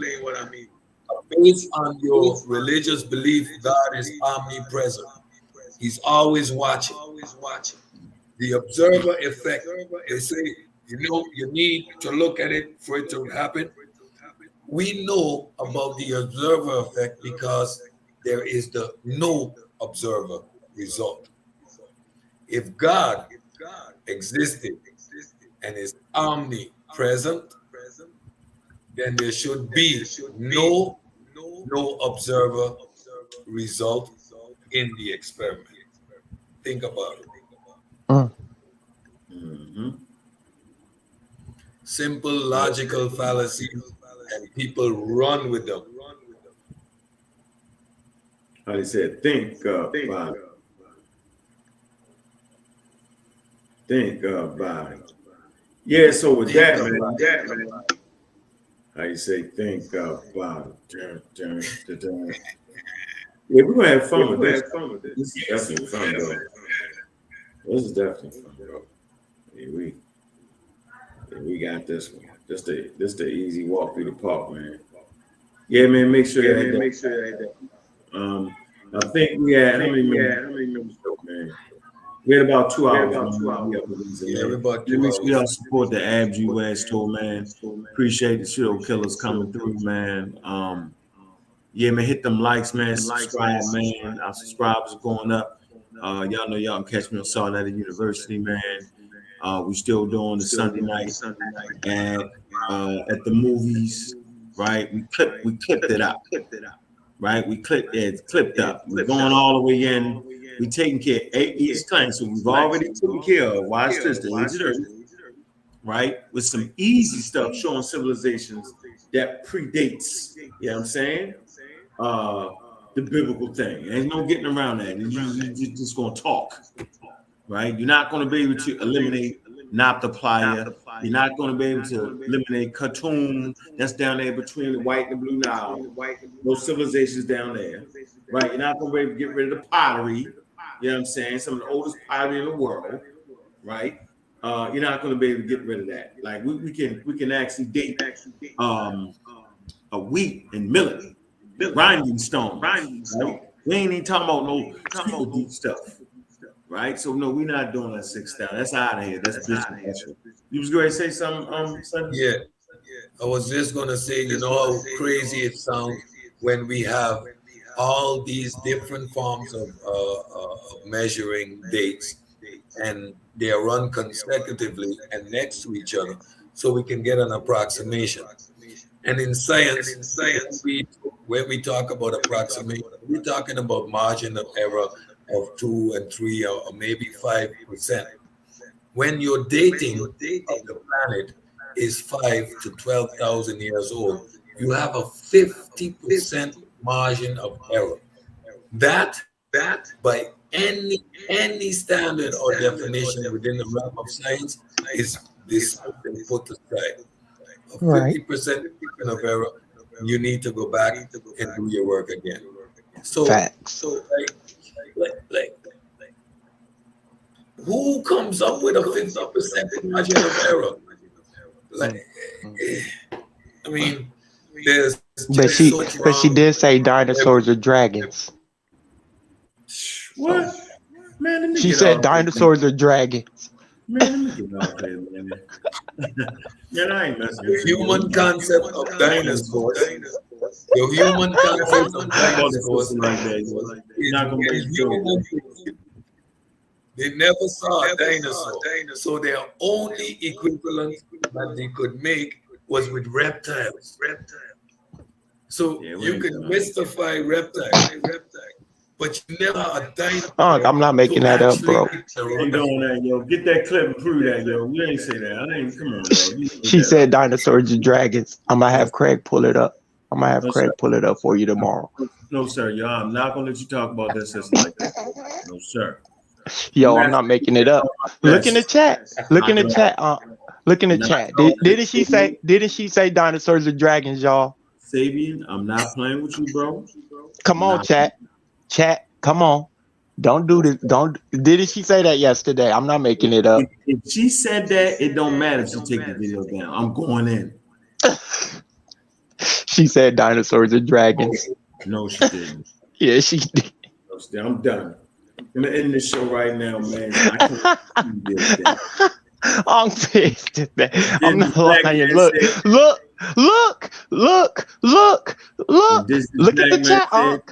Look, she did, bro. I was dead. Fire breathing dragons, Puff the magic dragon. She was. Look, I'm not making it up, I'm not making it up, bro. No way. I'm not making it up. Fire breathing dragons. And the dragons of the day. It was 6,000 years BC, and the dragons was created. The magic dragon. And as they rolled the dragons, they fought. And as the world was created, the dragons came first. And this is how it happened, ladies and gentlemen. As the women all dove out the chests of men in the garden. Oh shit! Oh shit!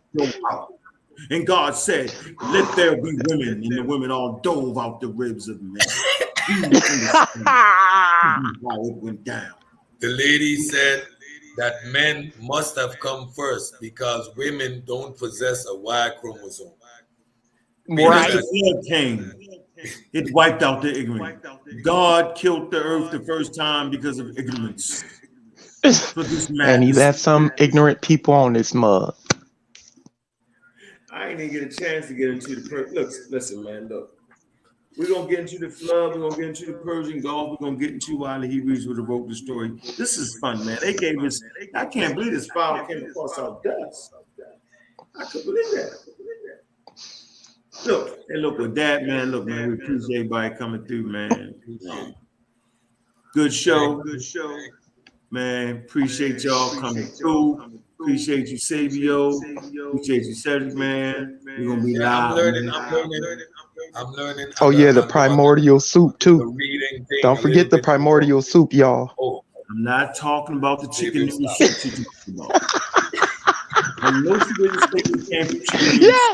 Yes, she came with the primordial soup. She had a bowl. She had a pot on the screen and everything. Oh, you playing, yo? No, I'm not. She had a pot. Yes, she went there, I could verify that right here, real time. The bowl, the picture with the bowl and the spoon and the soup, the primordial soup, The primordial soup. Yeah. She put abiogenesis versus biogenesis. What? Versus. So it was horrible. You can't even find it.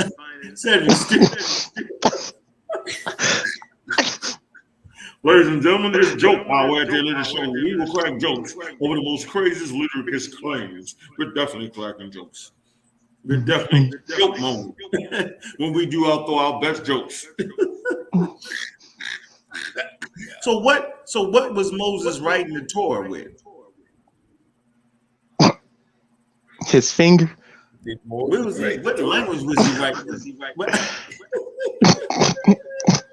At 6,000 BCE, where the hell was Moses standing at to write that?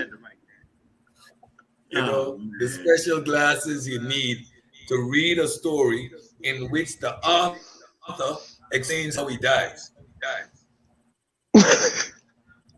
I'm sure Gunna Dry, it was a flood, yo. Younger Dry. She don't even know what the Younger Dry is. That's a geological age, yo. Younger Dry, yo. That's the last thing. That's the last. It got cold, right? That's after the last glacial maximus, right? Ice Age, in the Gunther Dry came another cold front. This is the Younger Dry, right? Extremely cold temperatures, yo. Right? All right. And then watch this. And then when that era ended, the ice sheet started to melt. And what do you think started to happen? Floods. Man, let me get out of here, man. Who planted the first tree? What's the name of the first person that planted the first tree? Was it Donald Duck? Who was that? Kona. Yeah, Kona. This shit was stupid, Joe. Open your stupid mouth, I'm on you, bro. Every time I got you. You can't be in the same space with me without getting dealt with, Conan. Let this be a declaration of war between me and you, Conan. All day, every day. We can't be on the same platform without me and you getting it in. You better start reading now, buddy. Read up, buddy. Yeah, the great protector. I'm gonna get you. I'm gonna knock out her protection first with the information. That's how we do it. We beat up all the noodle heads that's hanging out around. That's what we're gonna do first. Get rid of the riffraff. You just having fun, dog. You know what I mean? Somebody said, she had more contradictions than the Bible itself. Right. That was horrible. Said the Bible has no contradictions. So right. I kept putting it in the chat. Dunning-Kruger on steroids. It was Dunning-Kruger on steroids. That's what it was. The level of conviction that she had in her own nonsense was scary. The level of that was like not the Johnny Appleseed. Hey man, look, man, we out of here, man. I'm getting silly, man. Appreciate everybody coming through, man. Peace, y'all. Peace. Peace.